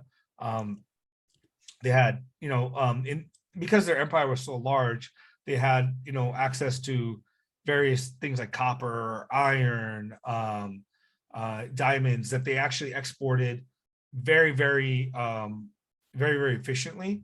It kind of really did build their empire on these fundamental materials, or whether it's cotton or metals, or it was leather. They actually had a very strong economic base. And they actually, because they controlled quite a bit of the Indian subcontinent, or the Deccan especially, and then parts of North India, they had access to a lot of different naval ports in Gujarat, in South India, all across, that they exported quite a bit of material goods, spices, and all this other stuff I said. So and they had taxes across the board for incoming imports, and then they had taxes even on the guilds. But these taxes were, I mean, it's been a while since I read this stuff, but the guilds were taxed, I think, at a decent rate, depending upon the weight of the items. Yeah, and Mukunda is right that with respect to exports, I think cotton was by far, I think, the major export of the Rashtrakuta Empire, right? and the leather exports that Mukunda referred to, that the leather industry was primarily based in the northern part of the Rashtrakuta Empire, primarily in the Gujarat provinces, right, and also northern Maharashtra. So much of the leather industry was based in that region. Yeah. And this is also Right. the time period I think where you start seeing taxation on land owning become much more prevalent. So the landowners in this period of time had to pay not only land tax to own the property, but they also paid taxes on anything produced from the property. And these were basically run not through the central Rashtrakuta empire, but local chieftains and villagers or local administrators took charge of ensuring that these taxes were both levied and collected based upon the land size, the use of the land, and then what the land produced. And it's very so within the Dharma Shastra tradition, which I'm guessing also had some impacts here. The max amount that one can levy upon an individual is roughly 1/6 of any sort of tax, right? So that's like, I think it's roughly like 16-17%, right? Somewhere around there. So the taxes were limited to the amount. And we have a lot of inscriptions talking about that. But there was also the flip side, I think, when and this is where like ideas in Apad Dharma come from Mahabharata, and then also in Chanakya and other places, where the tax rate has been shown in inscriptions to be higher, like 20-22%, in which the times of war, the people were expected to contribute more. But then after the time of war was done, these taxes were decreased to compensate for the extra tax that they did during the war. If that makes sense. Right. Right. Moving on to the Cholas, they succeeded the Pallavas in the Tamil country, right? What do we know about them, Shrikanth? What's their backstory? Can you take us through that? Right. So I think that the Cholas, at least, I mean, I'm not super sure about this, but I think they do claim descent from the early Cholas of the Sangam period, who we discussed in a couple of calls ago, right? But to be honest, I don't believe there's any historical proof of this to link those early Vendar Cholas with the imperial Cholas who emerged in the 9th century, right? Because there is almost a gap of about 600, 700 years when we are talking about early Cholas versus the medieval Cholas, right? So, but they were kind of based in the same region where the early Cholas had operated once upon a time, right? And that's the region around Tanjore, right? That's the core Chola region. And the first Chola ruler of note was Vijayalaya, who was, I think, a feudatory of the Pallavas, but who he kind of helped uproot the Pallava power, so to speak. And he was kind of followed by Aditya Cholan, right? But then that was not necessarily followed by a period of Chola ascent, right? In early 10th century, the Cholas really were not that dominant, right? So you had the rise of Vijayalaya and then Aditya Cholan, who had helped end Pallava rule in Tondai Mandalam, right? That's northern Tamil Nadu. But that was not necessarily followed by a period of Chola rise, right? In early 10th century, the Rashtrakutas were actually pretty dominant in the Tamil country, right? So their sway kind of was dominant, and it was only towards the end of the 10th century that you had the emergence of Chola power under the reign of Rajaraja I, who we are all very familiar with. I think Rajaraja Cholan is one of the great kings India has produced, right? So it was, I think, during his period that the Chola power kind of took off, right? Rajaraja Cholan kind of emerged at a time when the Rashtrakutas had already declined because of the raids from the north, the Paramara raids from the north, right? And I think Rajaraja Cholan, he kind of initiated an invasion of Ceylon. And for much of the 11th century, I think Sri Lanka was a part of the Chola Empire. And then Rajaraja Cholan was succeeded by his son, Rajendra Cholan, right, who was a worthy successor to his father, right? Rajendra Cholan undertook several military campaigns, right? I think by the time of Rajendra Cholan, you had a new power up north in Upper Deccan, right? And that was the Western Chalukya power in the Kannada country, right? And in northern Karnataka, who had kind of succeeded the Rashtrakutas, right? But I think during Rajendra Cholan's period, the Chola power kind of covered much of southern India, and I think they were kind of ascendant even over the Chalukyas. And then Rajendra Cholan built a fairly strong navy, right? And he sent embassies to China, I think on 2 occasions in early 11th century. And this was, I guess, I think followed by a campaign, a naval campaign against the Srivijaya Empire of Malaysia, right? And he managed to defeat the Srivijaya Empire. And it's not as though the Cholas ruled that part of Southeast Asia, but I think they allowed the Srivijaya kings to continue ruling, provided they kind of paid a tribute or acknowledged the superiority of the Cholas, right? So I think there was some kind of an arrangement that was met. And there was a lot of trade with the Srivijaya Empire during Rajendra Cholan's rule, right? And there was also a major embassy sent to China during the reign of Rajendra Chola's successor, right? I think it was it Kulotunga Chola, I forget which king. That was, I think, much later in 11th century, 1077, 1080, around that time. And this is even acknowledged in Chinese sources. The fact that you had a Chola trade embassy sent to their country from southern India, right? And the terms of the trade were pretty favorable to the Cholans. I think the Cholas earned quite a bit from that trade interaction with the Chinese, right? Chola power lasted a fairly long time. I think they were a major power till late 12th century, right? But eventually the Chola power declined with the rise of Hoysalas in the west, right? And also the rise of the Pandyas in the deep south, right? So the Pandyas had some kind of a revival in early 13th century, right? And that was the period when the Chola power kind of declined. The other thing to note is that for about a century or so post mid 11th century, the Cholas and the Chalukyas of Vengi, the eastern Andhra-based Chalukyas, they were kind of united because of strong marital links, right? I think both Rajaraj Chola and Rajendra Chola's daughters married the Chalukyan princesses from Vengi, right? And there was a time when the Chola line kind of ended. There was no male heir. So basically the Chalukyan king became the succeeding Chola king, right?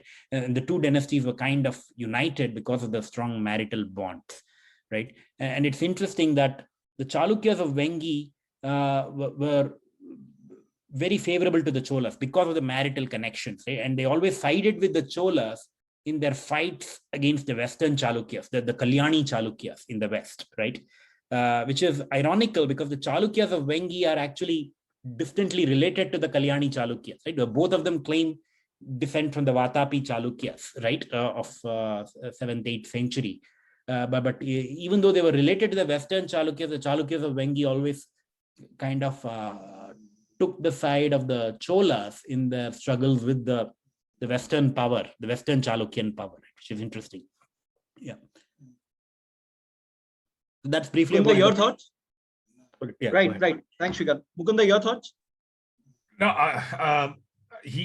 Shrikanth knows Cholas like 10 times better than I do. So I just I don't have any thoughts on what he said. I think that makes sense. Right. Shrikanth, when we speak of Cholas, one of their legacies is the temple and the patronage they gave to religion. What do we know about their religious practices? What is the story behind all the patronage that they gave to these massive temples that they built in Tamil country? The Cholas were primarily Shaivites, right? I mean, when we talk of Pallavas, you can argue that some kings were of a Vaishnava persuasion, some were of a Shaiva persuasion, but there's no such ambiguity with respect to the Cholas, right? Almost without exception, they were strongly Shaiva. And I think everyone's aware of the great temple at Tanjore, the Brihadishwara temple that was built by Rajaraja Chola, which is probably one of the grandest temples of the time, and still it's one of the grandest temples in India, right? And then there are several Chola temples which survive to this day, right? So the Brihadishwara temple at Tanjore, the temples built by Rajendra Chola at Gangaikonda Cholapuram. And then even as late as 12th century, you had the great temple, the Airavateshwara temple built at Darasuram, right? Which is again near Tanjore, right? And many of these, most of these temples are actually Shiva temples, right? So these are not necessary. This doesn't mean that there was no patronage of Vaishnava temples. I'm sure the Cholas they definitely did contribute to the refurbishment of several Vishnu temples in the territory, right? But their personal religion was very much Shaivism. And this was also the period, interestingly, the Chola period saw the rise of two major religious movements, which are still with us, right? The rise of Sri Vaishnavism and also the rise of Shaiva Siddhanta, right? Both of which have their origins much earlier. So Sri Vaishnavism owes a lot to the great Aivar tradition of the Pallava period, right? So you had several Aivars who wrote poems in Tamil, the Nalayira Divya Prabandham dedicated to Vishnu, right? Which is a great outpouring of bhakti literature, which is still valued very highly by Sri Vaishnavas, right? So the Sri Vaishnava tradition stems from there, but then the formalization of the tradition and the development of the Sri Vaishnava philosophy actually happened during the Chola period, right? The primary philosopher of Sri Vaishnavism first you had Yamunacharya followed by Ramanuja, right? Both of whom lived under Chola rule, right? Though they did not necessarily have Chola patronage, right? Because the kings were Shaiva, right? And this is also a period of the development of Shaiva Siddhanta, right? Which is an interesting religious tradition, because I think Shaiva Siddhanta has its roots in the north. Some of the early Shaiva Siddhantins are from Kashmir, right? But then the Shaiva Siddhanta which developed in the Tamil country is distinctly Tamil, right? It owes a lot to the devotional religion which developed almost contemporaneous with the Aivars, right? The 63 Nayanars, or the poets who wrote poems in praise of Shiva, right? So among these Nayanars, I think 4 of them kind of stand out, 3 of them rather, right? You have Sundarar, Appar, whose name is Thiruvanukkarasar, and then Sambandar, right? So these 3 Shaiva saints, their work is collectively called Tevaram, which was kind of organized and canonized during Rajaraja Chola's rule, right? And it is with royal patronage that a lot of the Shaiva canon was formulated, right? So you had works like Periya Puranam, which remembers the lore of the Nayanars, and then you had the organization of the Tevaram canon, which and all of this literature is in Tamil, right? Just to be clear, and this was and the organization of the canon happened under Chola auspices, right? So it's interesting that you had the rise of Sri Vaishnavism, and you also had the rise of Shaiva Siddhanta at exactly the same time, right? One had royal patronage, the other didn't, right? But that didn't seem to make a difference. You had the flowering of both of these traditions in the Tamil country in that period. Yeah. Right. I mean, that's absolutely true, right? Like these 2 large major traditions, which impacted, honestly, all of India for the next 1,000 years, right? You know, what you talk, this is the origin of fundamentally the Bhakti movement that overtook the rest of India for the next 1,000 years. It's happened under the Chola Empire, and one was, so what you end up having is the Nayanars, like he said, were entirely patronized by the Cholas. Now, I think the Cholas themselves on the whole were generally patronizing of all traditions and all religions in their 800-year history.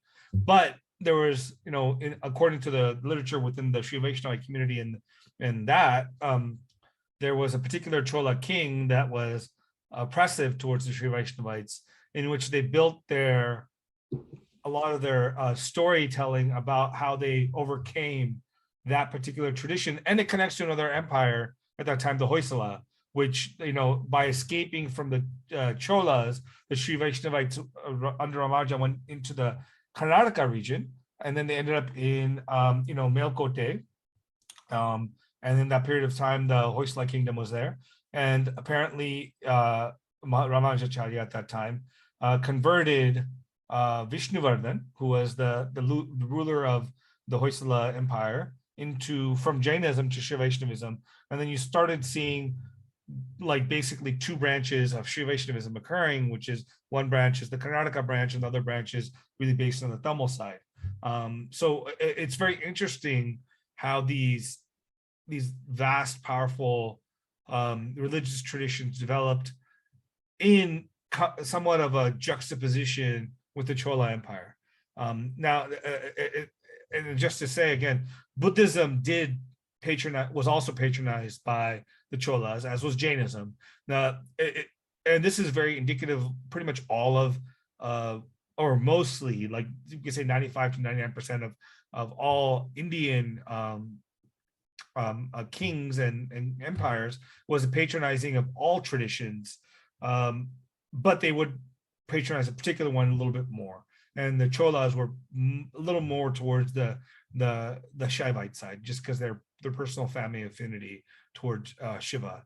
But I do think it's very important to understand that the Cholas at this time were also expanding geographically, as if, like Shrikanth mentioned, in terms of not only Sri Lanka, but they started to build out their Southeast Asia, we could say, portfolio of sorts.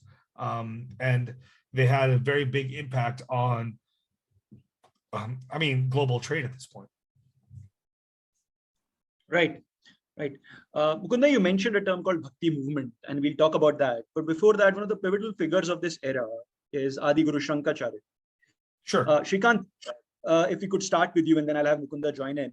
Tell us about this phenomenon, if I could use that word. Yeah. Oh, if I can jump in, I can. Sure. Is that okay? Yeah. Okay. Yeah, sure. Please go ahead, Mukunda. So a couple things we have to think about when it comes to this Shankaracharya's impact for roughly 7th century, right? So we're looking at 7th century in what would be considered the Chera Empire at that time, or the vassal kingdom of Cheras. What you have is really intellectual development in India, or in fact, we can even say South India, was at this period of time, there was really around the 7th century, a kind of conflict occurring between, I would say, 4 traditions, primarily. You had a conflict between the Buddhists, the Jains, the Mimamsikas, and the Nyayakas, who are really fighting it out in terms of intellectual output and intellectual kind of the space of who's coming into what, because the Nyayakas and the Mimamsikas were very Hindu in their viewpoints. Jainas, Buddhists were not as much, right? So you had, and it's interesting to note, the conversation here between these 4 was not really impactful at the ground level. This was a conversation between the 4 of them debating about theological issues. Theological, I use that in a very broad sense because I'm not talking about gods, because all these 4 traditions at some level don't believe in an ultimate creator God. They all believe in their various karma, and they're really arguing much more about consciousness and the theory of language and the role that language plays in the ontological reality of the world. So these 4 traditions were fighting. And at this point, what we end up having is the Mimamsas are starting to win out, because right before Shankara, you have someone like Kumari Labhatta, and right around the time Shankara, Bhaskara and a few other people that are, or not Bhaskara, but Bhaskara, they're coming out with really strong intellectual arguments against the Buddhists, arguments on language. Shankara comes out of this milieu in which what has started to build out was this Madhyamika tradition of Nagarjuna that started roughly around the 2nd, 3rd century CE, in which he, and this is a brilliant tactic of deconstructionism, uses what's known as Chatushkoti, which is his, basically Chatushkoti is, it's a logical tool to combat any sort of argument. So the logical tool has, Chatushkoti means four propositions. So the 4 propositions are is one, is not is another, is not, is and is not is in one, and then the final one is neither is nor is not. He used this basic full-fold Chatushkoti or tradition to basically break down any sort of framework of being able to posit a truth about the world. So in that process, what he developed was this idea of known as Vyavaharic and Paramatmik, which is really one of the first times you start hearing these terms in the Madhyamika Karika. And then what happens, it was Shankara, and before Shankara, you have his teacher, Gautpada, who writes the Mandukya Karika, and they really discuss these issues and reframe them within the Advaitic perspective. So Shankara comes in a time period where there's all this tumultuous nature about these high philosophical ideas. And what Shankara does in a beautiful, amazing way is take these high ideas and then ground them in practice in the South India. So, I mean, on this part, Shrikanth, do you have any comments? Yeah, I think Mukunda summed it up fairly well, right? One thing I'd like to add here is, if you look at Shankara's oeuvre, right, the works of his that survive, the earliest commentary on Badarayana's Brahma Sutra that we have with us today is that of Shankara, right? The earliest commentary on Bhagavad Gita that we have with us today is again that of Shankara. Yeah, complete commentary. You're correct. Complete There's commentary. Fragments we find in other places. Yeah. So there are fragments of others which may survive, but the earliest extant commentary, the complete commentary, is that of Shankara, right? It just goes to show that he was indeed a pivotal figure, right? So from Shankara onwards, you had several Vedantins emerging in succeeding centuries, right? Not long after him, you had Ramanuja, Yamunacharya and Ramanuja in the Tamil country, right? Just about 2 to 3 centuries after him. They were all kind of reacting to Shankara, right? So in that sense, he was a great trendsetter, so to speak, in the history of Indian thought, right? So much of Indian philosophy after Shankara, it was basically a reaction to Shankara, right? Or a reaction to a reaction to Shankara, right? So in that sense, Shankara is extremely influential, right?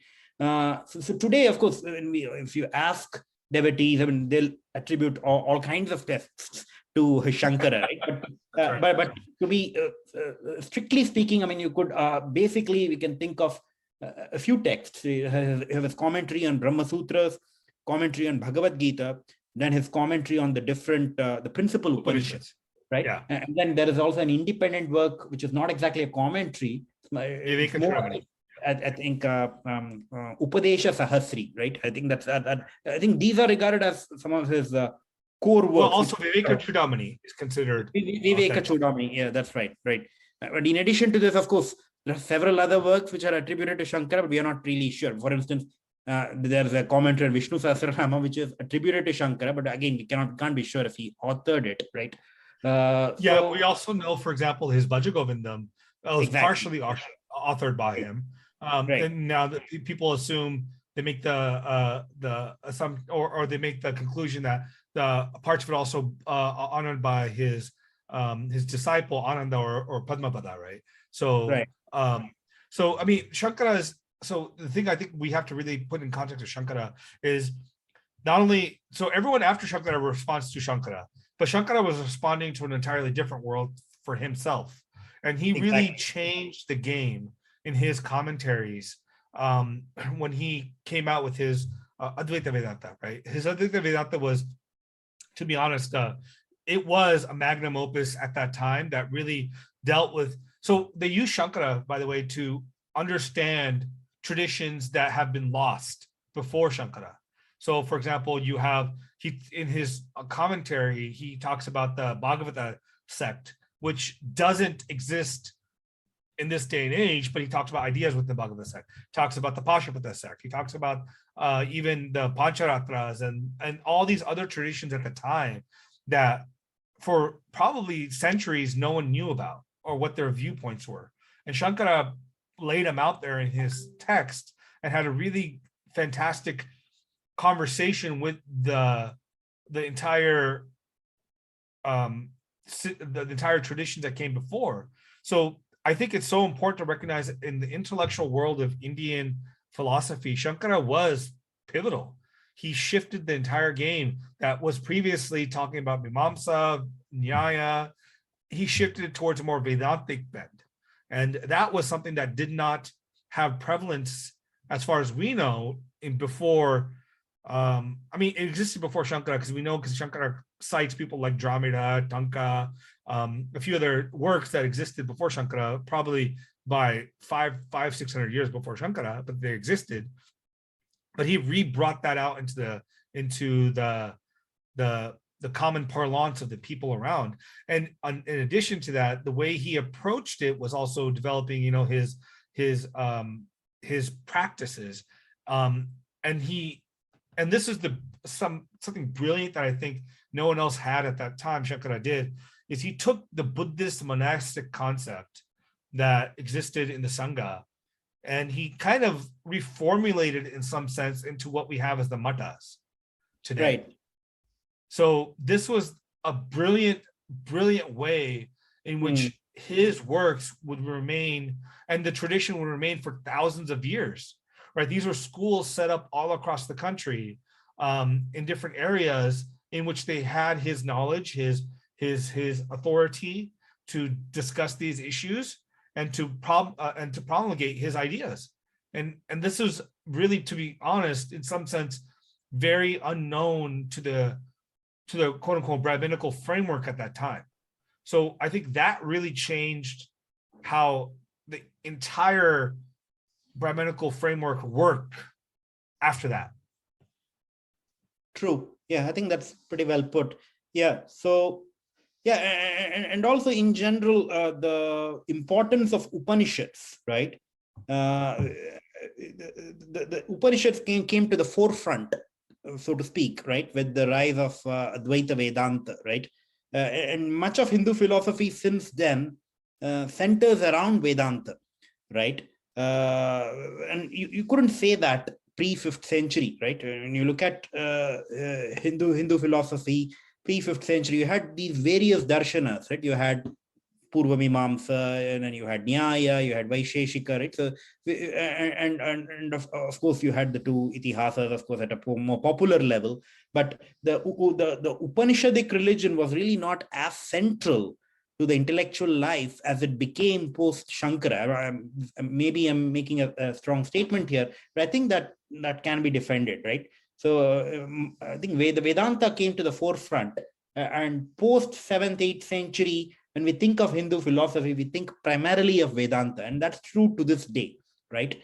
And I'm not sure if Vedanta was that far up in the sky, so to speak, when people thought of Hinduism pre-5th century, right? Yeah. Yeah, no, I think you're absolutely right. So I think on this point, it's, so part of this also comes from, even Shankara's own commentary on the Brahma Sutras and the Bhagavad Gita, which is the purpose of Vedanta was for moksha, right? And most of Hindu or Brahminical thought before Shankara was not as concerned with moksha, but about lokika work activities, right? About dharma artha kama, and kama. So what you end up having is Purva Mimamsa, which is just what we call Mimamsa generally, is really focused on language, the philosophy of language and what language means in our world and what we have to do in this world.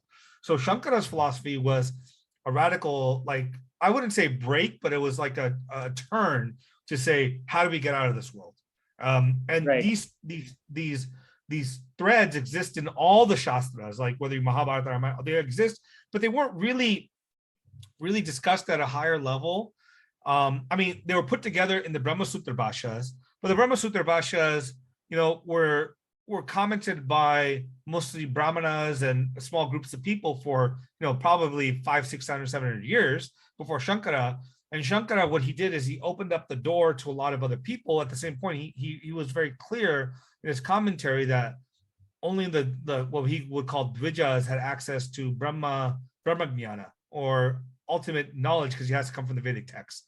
So what Shankara was trying to do in this context of this battle between the Buddhists, the Jains, the Mimamsakas and Nyayikas, was he's trying to bring together two disparate ideas within the Vedic corpus, which was the idea that was really focused on the world and the idea that was focused on not the world. And he was trying to bring the Purva Mimamsa, Uttara Mimamsa together to show how they are connected. Because a lot of thinkers were not focused on Uttara Mimamsa, which becomes Vedanta. They're really focused on the Purva Mimamsa. Because why should people follow rituals, right? Why should people follow the Brahminical traditions and the religion and so on and so forth, when Buddhists were giving a really strong theological basis to break free of these things? Even though functionally at the ground level people did practice this stuff, they were pushed towards saying, hey, what if we don't want this anymore? And so what we end up having is this development of Vedanta tradition, primarily through Shankara. I mean, there are multiple people before Shankara, but Shankara, really his strong argumentation, his beautiful language, and his ability to discuss, not like in his Bhashas, which I think was very interesting. You actually have him combating Jainas and Bodhas, not only just regular Bodhas, but different types of Bodhas in his tradition, in his commentaries. So you had this enormous comprehensive text that talked about everything that he would think was worth talking about in roughly 6th, 7th century CE in the theological, philosophical sense. And he developed a very coherent theory about how these things all work together. And I think that gave a lot of people a sense of, okay, here are the arguments we can take against the Jainas, here are the arguments you can take against the Bodhas, which, to be honest, he did incorporate quite a bit of what Mamsas did and Nyayikas did at that time. Right. Although he might not have agreed at their final term, but he did agree with a lot of their arguments, and he brought that into base. So one of the things people love to say, and I think is not true, is that Shankara defeated Buddhism in India. Shankara didn't do that. It was done by the Mimamsakas and Nyayikas before Shankara. But what Shankara did is take the Mimamsa and Nyaya views and then put them together to create this Vedantic view that gave an alternative to the people that were like, Buddhism doesn't make sense anymore. Yeah, I would put it a little differently. So you could argue that Shankara, from the Hindu side, so to speak, right, he helped defend the examined life, or rather asceticism, right, as a virtue, right, which wasn't quite the case with the arguments of the Mimamsikas, right? And you see this in Bhashyas, right? So he kind of refuted the Karma Jnana Samuchaya even in his commentaries on Upanishads, right? By saying that it's perfectly okay to pursue the path of Jnana, right? And while on that path, you can shun your karmas, right? Right, and that's perfectly fine. So in that sense, he's kind of defending the ascetic life, the ascetic tradition, which was till then basically the preserve of the Buddhists, right? So when we think of Indian intellectual life till then, asceticism was basically being defended by the Shramana movements, whereas the Hindus took a more Laukika view, right, which emphasized karma, right? Whereas Shankara with his Bhashyas made asceticism kind of respectable But then there was a reaction against that in later centuries, like for instance, Sri Vaishnavism, the Karma Jnana Samuchaya refutation by Shankara, that was taken on by Sri Vaishnava thinkers who kind of disagreed with Shankara. Yeah. So Maneesh, if I can, so I'm going to respond to this partially. I think you're partially right here. So he did give a grounding for the ascetic practice and movement, but I also think, like when you look at his Bhashya, he's very clear that the karma portion is fundamentally important to get to the jnana portion, right? For him, like it was like a ladder that will take you to where you need to get to. Like you couldn't just start with jnana and just go on that path, right? Yeah. So the idea is like he was trying to bring these two together, but at the same point, he was trying to say this path, the path of asceticism, is the only way one can actually finally achieve liberation. These other things we're doing, Lokika, are kind of like step ladders that once you get past certain steps, you don't have to do it anymore. So once you get to a certain level, you're no longer adhering to necessarily the Purva Mimamsa. You don't have to worry about that. Now it's entirely focused on Uttara Mimamsa. So I think Shankara was trying to bifurcate not bifurcate, but kind of tangentially connect the two traditions that existed, the asceticism and the Lokika, the Pravritti Nivritti Marga that we have had since from the time of the Upanishads in some way. And which is why he ends up creating this idea, which he adopts from Madhyamika Buddhists, which is the Vyavaharika and Paramatmika, right? Which is very, very clear in his tradition, in Advaita tradition, that the world that we live in is Vyavaharika, as long as you are connected to the world and you are trying to live in this world of Vyavahara. The Shastras are very important. But once you are in the Paramatmik view, or the Paramatma, you don't have to think about the Shastras as much because you are now in the realm beyond the Shastras. Right. So he does that, and it's a very, I don't know if we want to get into the philosophy behind it about Maya, Vidya, and its various. So Mukunda, what we'll do is I'll interrupt. I think this is fascinating stuff, and I'm sort of now inspired to sort of get the two of you together for an exclusive episode only on Shankaracharya. But so we are sort of really expanding the scope of this particular episode. So I'll sort of pull you guys back, and what I'll want to sort of have a final comment on this from both of you is, in popular imagination, Shankaracharya sort of revived Hinduism and pulled the subcontinent back when just about it was getting converted to Jainism and Buddhism. That's the popular legend. Your final thoughts and comments on this statement? Yeah, I don't think that's true. So I don't think Shankaracharya pulled people back from the brink of falling into Buddhism, Jainism. I think these traditions their growth rate was somewhat stopped by not Shankaracharya necessarily, but I think by the subsequent acharyas that came afterwards that had a much more ground level impact. Because if you look at what Shankara actually wrote, Shankara's real impact was the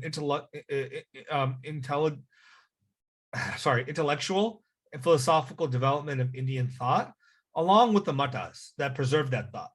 Now, the practice area, I don't think it was that strong, because what you don't see is temples entirely governed by these mattas. You don't see these practices governed by Shankara's particular. Well, I'm talking about Shankara as the particular Shankara, not the tradition. So the tradition obviously has a different impact over time, but Shankara himself did not talk about a lot of the practice. So what you end up having is a lot more of the pushback on the Jainas and the Bodhas, probably roughly around the 900 to 1000 CE, when you start seeing the growth of more on the ground changes for people vis-a-vis, I would say primarily Sri Vaishnavism and then other traditions. So Shrikanth, your thought.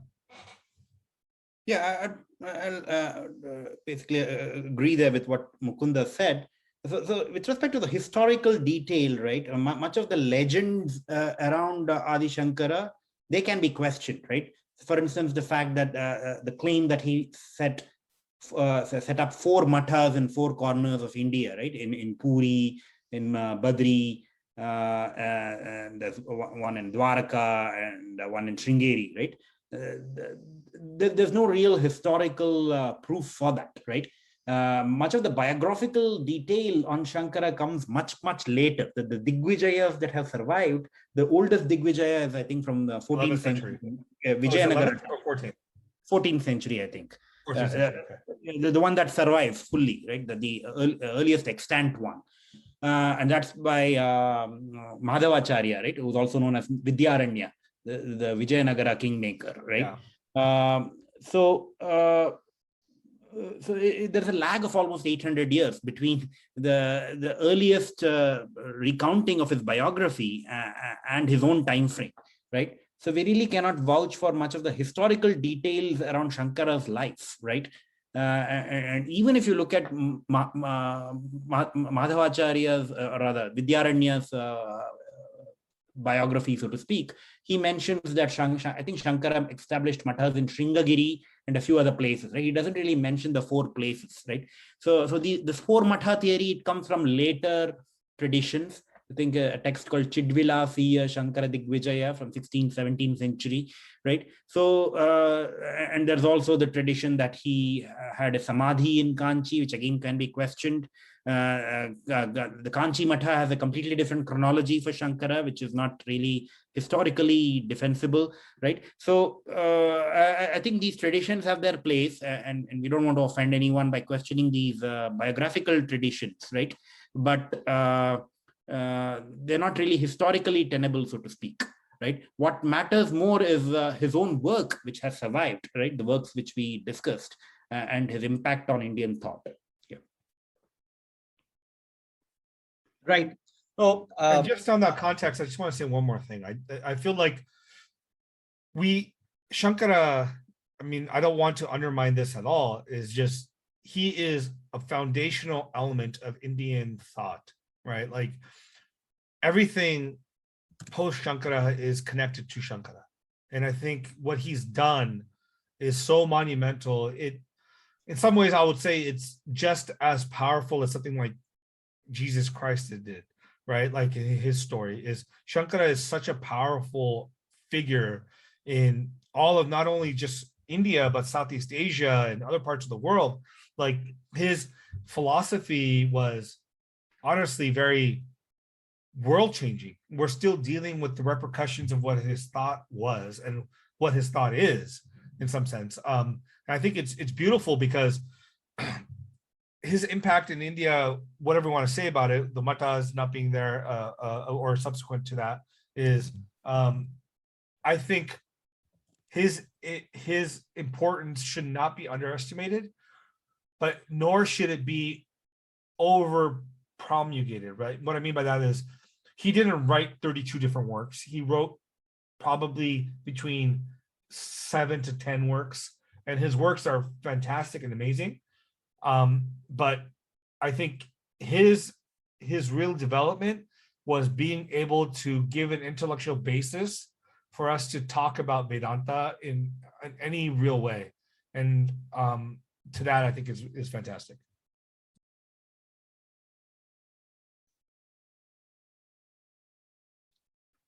Yes. Yeah. Sorry, Maneesh, if you want to go ahead. I mean, no, right. If we want to cover his life, we can cover his life. But I mean, we'll do that. We'll do that in a separate episode. We'll do that in a separate episode altogether. We'll do an exclusive episode on him sometime. Now, moving on to what's the legacy, especially the literature of this era, that sort of has left a lasting legacy on the subcontinent since then. Right.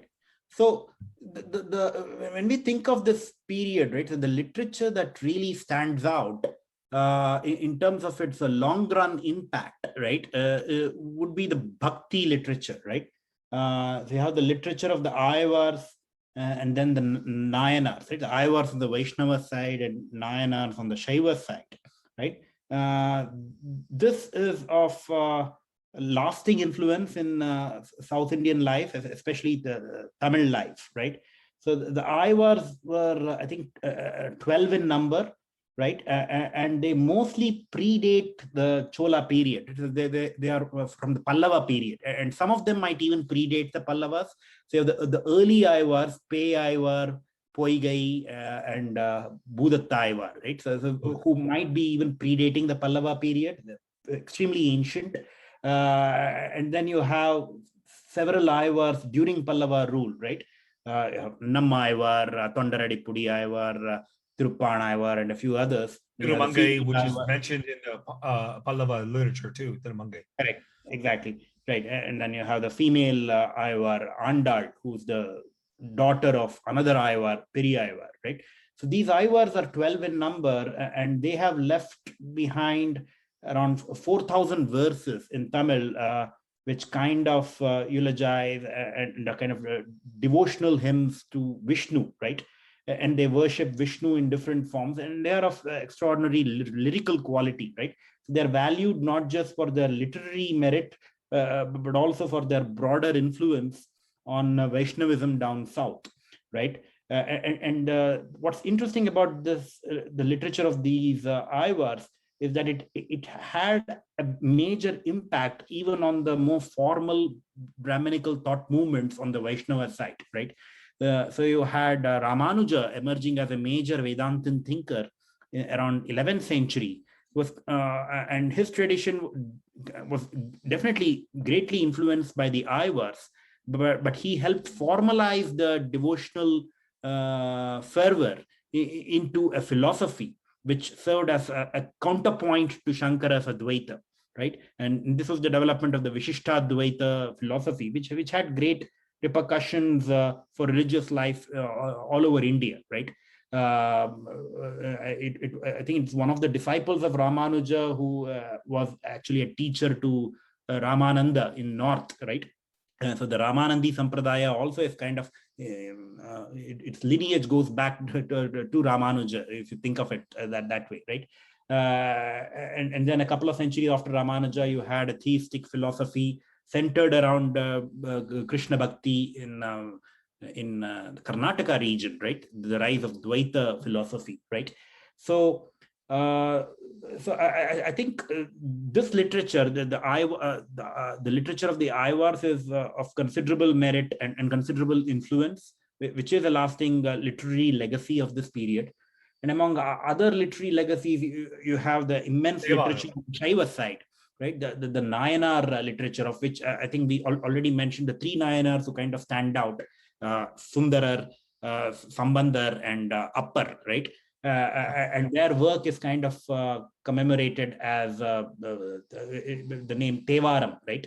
And this has had a very lasting impact on Shaiva devotionalism down south, especially in the Tamil country, right? I don't think the influence goes beyond the Tamil country, right? So, and this literature was kind of central to the development of the more formal Shaiva Siddhanta philosophy in the Tamil country in medieval times, right? So I think when we think of the literature of this period, we definitely need to mention the Aivars and the Nayanars. Besides this, there was also a great deal of literature in Sanskrit, right? So if we can, before we move to the Sanskrit stuff, I just want to say a couple things about these Tamil influence, right? The literature of both the Alvars and the Nayanars, right? So it's very important to remember the Alvars, and both Nayanars, both these communities or these texts, these group of people came from, which is I think unique across the board. They came from all areas of life. You had Dalits, you had washermen, you had Vaishya, Sudras, Brahmanas, Kshatriyas. You had the gamut of the entire social world displayed between these groups of people, right? So you'd have, like, for example, like, Upper was considered to be Vaishya, and there were a Dalit community that was also represented, whether you want to say Tiruppan Alvar, which in Tamil, in Alvar's world, you also had, like Kulashekara, who was a Kshatriya, apparently. You had Tirumangai Alvar, who was considered to be Kshatriya, but might have been Shudra. So what you end up having is this entire gamut of spontaneous or even cultivated expressions of poetry and love and bhakti that came from across the entire Tamil world, primarily Tamil world. So what you end up having is, so the Alvars and their tradition has impact across all of Tamil Nadu and even parts of, even Gujarat and the parts of India, because we do have, for example, with Ramanujacharya, you have not stupas, but gopurams, which like, for example, when I went to Gujarat in 2002, 2001, there was the gopuram that Ramanujacharya erected on his travels, and it's written there, and there are people in that community that still chant, and some of it, of the Divya Prabandhams, which is the 4,000 basically outpourings of the Alvars. They're called Nalaya Divya Prabandham, 4,000 like aphorisms or shlokas to Vishnu. And then you have as Shrikanth said, the Nayanars had the Devaram, which the first section is called Tirumuri, right? Which is I think it's like not the first section, but a section of the volume, which is really devoted to Shiva. The Devure and the Devaram has been very limited, sadly, to mostly South India, but its impact has been felt across all of India through the devotion to Shiva, through the devotion to practices at temples, right? Just like, for example, within the Sri Vaishnava tradition, the Alvars, you end up having the impact of people following the temple traditions change from Vaikanasa to Pancharatra, these different ideas. So the texts written in this time period are actually what we now practice across India, right? So if you look at the Bhakti movement in North India, whether you want to talk Mirabai, Ramananda, Tukaram, or Kabir. So much of the current discussion is about how that stems from Ramanujacharya's Vishishtadita Sri Vaishnavism that went up north through Ramananda and got spread out all over North India, vis-a-vis Ramananda, who was the teacher of Kabir Das or Tukaram, and all these people spread that message of bhakti that came from the Alvars and Nayanars, right? So the entire world that we're looking at today, in terms of bhakti and how we think about, even Varna and caste and stuff, is so much influenced by the message of spiritual equality that was driven by the Nayanars and the Alvars. So I mean, their literature to look at and say, hey, that's beautiful, but these are movements that changed the world in India fundamentally from that period of time that I don't think we can just gloss over. We should have a larger conversation about these ideas. Right.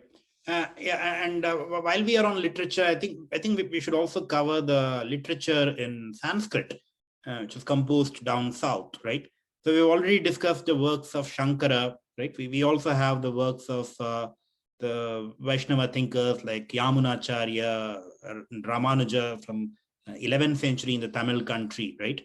And while we are discussing Vedanta, it's also worth mentioning that the old Vedic religion, the ritual religion also was very much there, right? And there's a commentary on Rigveda titled Rigartha Deepika, which was actually composed in Chola territory by a person named Venkatamadhava in 11th century, right?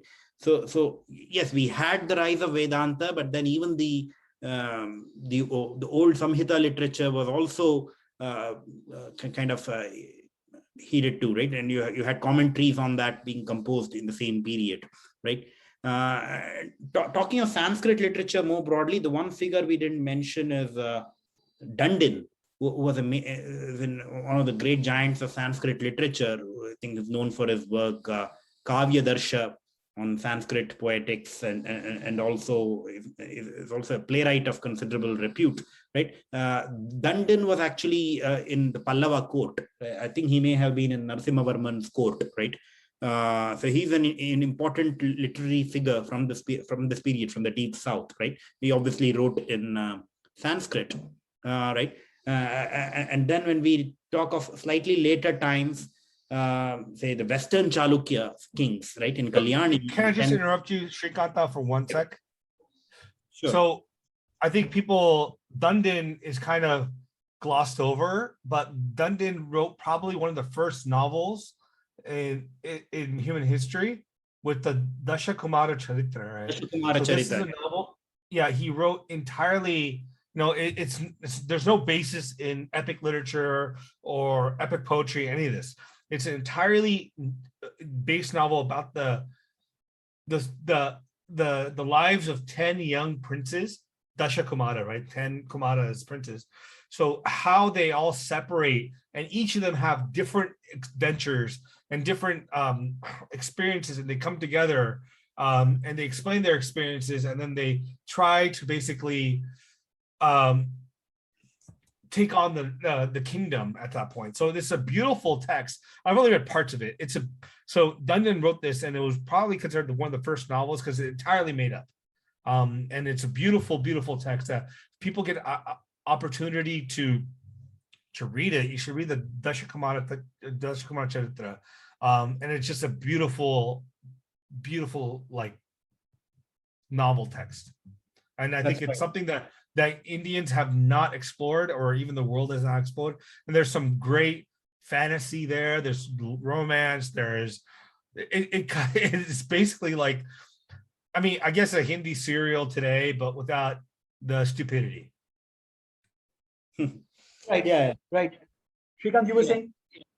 On Dasakumara Charita, it is one of the very early novels. And interestingly, around the same time, there was also a novel written in North India by Banabhatta named Kadambari. That's also a romantic novel. So I think both of these have claims to be among the earliest novels ever written, right? Both Dasakumara Charita and Banabhatta's Kadambari. I just have a very layman question now. Since we're talking the earliest novels, we know Kalidas was there during the Gupta Empire, and that predates like 300 years, 400 years from this era. What about the work of literature that Kalidas had done? Wouldn't that qualify for the earliest? No, so the problem with that is like, so Maneesh, I would say to that is, so what I'm saying is like a unique novel, like that doesn't have epic origins, right? So you've had retellings of epic stories, like all of Kalidas's works have been basically retellings of stories that came before, whether you want to look at Shakuntala or Raghuvamsha or Kumara Sambhavam. All these are basically connected to Puranas or other stories that existed in the literature beforehand, and he retold them in a beautiful way. Now you have people previously before or around the same time as like Shudraka, who wrote like, his texts, and you had novels starting to develop at this time. But I think Dashakumar Charitra and as you said, Kadambari, one of the first real innovative works of fiction. Works of fiction. Yeah. Right. And also, and Maneesh, Kalidas didn't write novels, right? Of course, there's the question of content, which Mukunda brought up, but more importantly, Kalidas was primarily a playwright and a poet, right? He didn't write prose, a novel as a prose, right? So we are talking about novel the way we think of Robinson Crusoe or Charles Dickens, right? Right. That would be the novel form, right? Even Shudraka was a playwright. So his work, Mircha Katika, is not a novel, it's a play, right? So there's that difference. Okay, so and continuing on Sanskrit literature in the south, during the Western Chalukya period, we had this person, Vignaneshwara, who wrote this famous commentary on Yagyavalkya Smriti titled Mitakshara, right? And Mukunda already mentioned it very early on in the call, right? And that is of immense importance when we discuss this period, right? Because Mitakshara is the foundation of much of modern Hindu law, right? At least during the British period. I know post-independence, our Hindu law has changed a lot, right? But at least during the British period, the conception of Hindu law was very much based on the Mitakshara commentary on Yagyavalkya Smriti, right? And it found acceptance all over India, not just in southern India, with the exception of Bengal and eastern India, where the Dayabaga school was more prominent, right? Had more following, right? So when we think of Hindu law in modern times, pre-modern times, during British period, think of it in terms of Mitakshara versus Dayabaga, right? And Mitakshara basically stems from Vignaneshwara's commentary on the ancient Yagyavalkya Smriti, right? And this was written sometime in the 11th century, and I think Vignaneshwara was a jurist in the court of Vikramaditya VI, who was one of the Western Chalukya kings, right? Yeah, I mean, the dates on this are all over the place, right? Like PV Kane places it closer in the like 950s, 960s, 970s, around there, CE, and then you have other people that place it in like 12th century. So we don't actually know exactly when it was written, but it was definitely written during the Chalukya times, but we don't know when. And I think its impact in terms of, I think its impact in intellectual Dharma Shastras is very important, but I don't think it's that impactful when it comes to the time period before the British, in terms of how people lived and how the laws were effectuated. They used it in conversations and talking about the law, but it was never the basis for the law. So I think it's very important to make the demarcation that traditionally the Hindu system of lawmaking, whether Dharma Shastras, use these as reference points and as guidance, but it was never the law itself. So there's been quite a bit of back and forth, whether it's including this character, I mean, this person, or maybe or multiple other people that wrote commentaries that disagreed on these points. They were used as origin points or points for using guidance and clarification, but never really used as the law. So I think that's very important to think about too. Like the system of law that we think about in ancient times or even medieval times was not how we think that these texts, what they say, was followed. So the laws were very much different from what was in the text. Right. Great stuff. Now, before we wrap up the episode, your thoughts on, this is the time when there's a lot of action happening in and around the Persian Gulf, in the Middle East. There are two new religions, one religion which is almost a millennial old, and there's another religion that's taking shape. What are the early influences? When do Christianity and Islam make an appearance in the peninsula? What do we know about that? That's so Christianity, let's start with the oldest one, Christianity, right? So there's a legend of, Thomas, as in doubting Thomas from the Bible, who was an apostle of Jesus, coming to India roughly around, right after Jesus's death in the 1st century CE. Now, there are traditions in the South, there are two different traditions, right? There's one that's in Kerala, there's one in Tamil Nadu, that all say basically Thomas came right after Jesus's death, came to this region vis-a-vis boat. This is what they say. He came not land route, but a naval route, came to the locations, and he started promulgating Christianity. Now, we don't have any evidence of this. There's no on-ground evidence of Christianity coming before 5th or 6th century CE into the Indian subcontinent. But we do have evidence roughly from about 5th or 6th century CE saying that you started having traders coming into the region that were Christian in origin. And these might have been the origins of, for example, the Marthoma church that exists in Kerala. And then some of the legends of St. Thomas being entombed near in Chennai, I think near Mylapore, if I'm not correct. But there's no historic evidence before 5th or 6th century CE that any sort of influence of Christianity came in. Now we know Islam has come in relatively quickly after the life of Muhammad, probably near the tail end to a century after Muhammad passed. You had the first or the second mosque in the world, or the second oldest mosque currently in the world, set in Kerala, that came with traders into the Malabar region. And that mosque is still around, right? That's roughly what, 8th century CE, right? If I'm not mistaken. So you had these influences come in relatively between the time period that we're talking about in the same region we're talking about. But their impact was not that strong.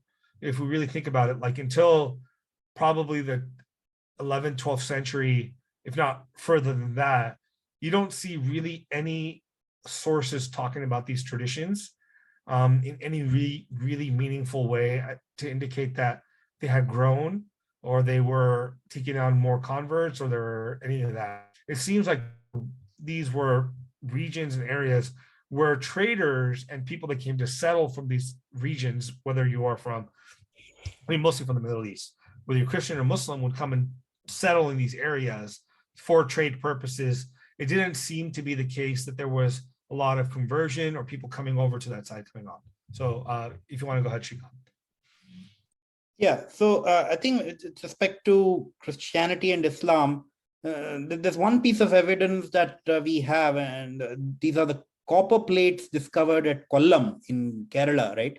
And this is basically some kind of a grant made by the Chera Perumal ruler Sthanuravi Kulashekara, who might well be the same Kulashekara who became a Vaishnava Aivar, right? So he issued this grant to certain Syrian Christian merchants who lived in his kingdom, right? So this is an interesting piece of evidence which just goes to show that there was some kind of royal tolerance of these Christian merchants in Kerala, of the Syrian Christian community, right? Which was definitely present around that time. We're talking about 9th century here, right? I think the same grant, if I'm not wrong, mentions a merchant guild, which is also mentioned in other places. It's a Kerala-based guild. We already discovered, we already discussed some of the other guilds, right? Like Ainnuruvar, the 500 merchants of Aihole, a little earlier in the call, right? There's a similar guild named Anju Annam. It's a Kerala-based guild, and this guild comprised primarily of the non-Indian traders, right? Anju Annam, and it, I think, included several Arab traders, Muslim traders as well, right? So it's interesting that this guild was also active in southern India, in southwest India, around that time, right? With respect to Islam, I know Mukunda already mentioned signs of early Islam in Kerala region. There were also Muslim travelers, the Arab traveler Sulaiman, who kind of noted the dominance of Rashtrakuta rule around the time of his visit, right? That was, I think, early 9th century. Oh, I think middle of 8th century, if I'm not wrong. Yeah, right. There was also a repulsion of the Arab invaders by the Chalukya branch in Gujarat, right? This is not very well known, right? So we all know that the Arabs conquered Sindh, but their further advance into southern India was kind of stopped by the Chalukya kings in the latter region, right? I forget which king it was, and maybe we can add it to the notes of the episode later. And these Chalukyas were clearly of southern origin. They are the descendants of the Vatapi Chalukyas. I think I had mentioned earlier that one branch of the Chalukyas was kind of ruling in the Gujarat region, right? And this Chalukya branch was, I think, central in repelling the further advance of the Arab invaders in 8th century, right? This is an interesting tidbit, right? But I don't remember the details on top of my mind. Yeah. Sure. Yeah, I mean, I think we covered, to be honest, I think we covered roughly to about like 1000 CE, right? So there's a couple hundred years here that a lot more stuff happens and we know that we might want to devote a separate episode to. Yes, that's what we'll do. So we'll sort of restrict this episode till then, till this era. Now, before we finish, final thoughts on what kind of performing arts evolved. How were the common people and what were the courtiers and the kings and the common people doing to sort of entertain themselves once the day's work was over? Was there any popular culture of public performances? What do we know about these things? I'm not sure about public performances, but there are several popular plays that have survived. So there's one play written by the Pallava king Mahendra Varman, right? Matta Vilasa.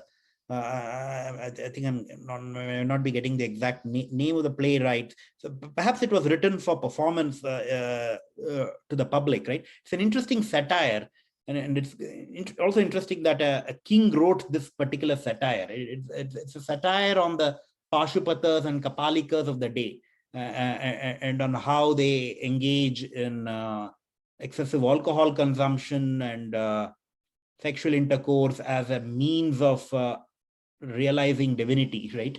So it basically poking fun at these extreme tantric cults of the Kapalikas and the Pashupatas, right? And it's interesting that Mahendra Varman wrote this play making fun of the different extremist religious sects of his time, right? So I think there were plays like these written which were likely written for public performance, right? That would be my guess, right? And with respect to arts, I would like to focus on one thing which we did not touch upon in this call, and that's the Chola bronzes, right? So we spoke a lot about the temples of this period. We spoke a fair bit about the Chalukyan and Pallavan temple, and we also touched upon the Chola temples, right? We didn't discuss the Chola bronzes, which are a great legacy of the Chola period, right? And especially the evolution of this figure of Nataraja, which is a worldwide renown today, right? It's one of the great artistic productions from India. It's the image of Shiva who is standing on one foot, right, with the other foot raised. One of his feet, one of his arms is an Abhaya Mudra, right, reassuring the world that everything is fine. And with one of his limbs, he's crushing the demon Apasmara, who represents ignorance, right? Sure, yeah. This is a great image. And I think it's kind of appreciated by a lot of people around the world. I think Aldous Huxley wrote a tribute to the image of Nataraja, right? And then the renderings of Nataraja in bronze during the Chola period, it's pretty exquisite. And it's an artistic production of very high quality, right? And the evolution of Nataraja itself is interesting. I think the figure of Nataraja, it evolved gradually. It did not come about all of a sudden during the Chola period. It evolved from Pallava, Chalukya times onwards. There's an interesting paper written by Douglas Barrett, which kind of tracks the evolution of the Nataraja figure, right? I think that's an interesting artistic creation, which is worth mentioning when we think of this period. Yeah. Right. Yeah, absolutely. Absolutely. Your thoughts? No, I mean, absolutely. I think Shrikanth hit it on the head. So we didn't discuss the self-standing artistic work done by these communities, right? It's not just the stone sculptures, it's the bronze sculptures. It's also like the saris we wear today, the way we think about silk making and cotton and all this stuff is, I mean, there's probably so many things here that we have not touched upon and we just don't know well enough to comment on. There's a lot owed time period to the test of time. So one of the cultural landmarks of the peninsula is the various dance forms. I mean, you see Kathakali, you think of Kerala, you see Bharatanatyam, you think of Tamil Nadu. Any of these dance forms owe their origin to this era, or were they all later developments? No, I mean, that's something we can't know. So what we have various texts, right? We have Natya Shastra, we have Sarangadeva's text, we have a bunch of other texts on Natya, right? On Natya, I mean, it means dance, but it also means the stage and performance. So I don't think there's anything particularly we can say stems definitely from this region. I mean, it's almost certain that the things we have today have its origin, but not all things. You know, this is like an iterative process that occurs over time. Now, I'm not sure that we can pinpoint any of this. Like, for example, like a lot of the moves we have in Bharatanatyam, and not many people know this, but I'll say I danced Bharatanatyam for like a year and a half when I was like 8 years old, 9 years old. So whatever, make fun of me. But I did that for a while. So a lot of the poses that we still use in Bharatanatyam today, you can find in the inscriptions and in not the inscriptions, but the architecture of a lot of these temples built in the Pallava, Chola time periods, right? Whether it's going to be the Nataraja pose, or if it's going to be your hands inside here, and a bunch of these things, right? Like, I don't know this stuff anymore, but these are things that still exist today. So I think it's fair to say that a lot of the, I mean, not asanas, I forget what it is. I forget the word, but the poses used, and even the ideas of like niti, laya, tala are all connected to this time period. Yeah, on this note, one of the foundational texts of Indian classical music, which Mukunda just mentioned, Sangeeta Ratnakara, written by Sarangadeva, right? That's actually at the tail end of this period, early 13th century, right? So just soon after 1200, right? Sarangadeva was a courtier in the court of one of the Yadava kings of Devagiri, right? The Yadavas were a dynasty who kind of succeeded the Western Chalukyas, right? So at the tail end of this period, that text was written. Yeah. Right. So yes, so a lot of the art that we have today stems from that period of time, Carnatic and partially Hindustani too. Right. Many of the concepts of Indian classical music like raga, tala, laya, they're actually discussed and they kind of defined in this text, right? Sangeeta Ratnakara, if I'm not wrong. Yeah. Right. We'll cover that as we cover that in more detail.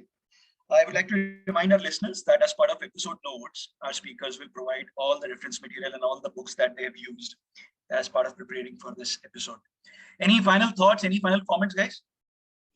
Yeah, one final thought. I think when we think of the lasting legacy of this age, right? There's one thing we didn't mention, and that is the pilgrimage circuit in southern India that still is with us, right? Both on the Vaishnava you're brilliant, side and Shrikanth. Thank you for bringing that up. You're brilliant. Yeah, and Shaiva side, right? But on both sides, right? So you have the 108 Divya Desams. These are basically shrines visited by the Ayavars, right? So 108 temples, right? This is not to say that these temples existed back then, right?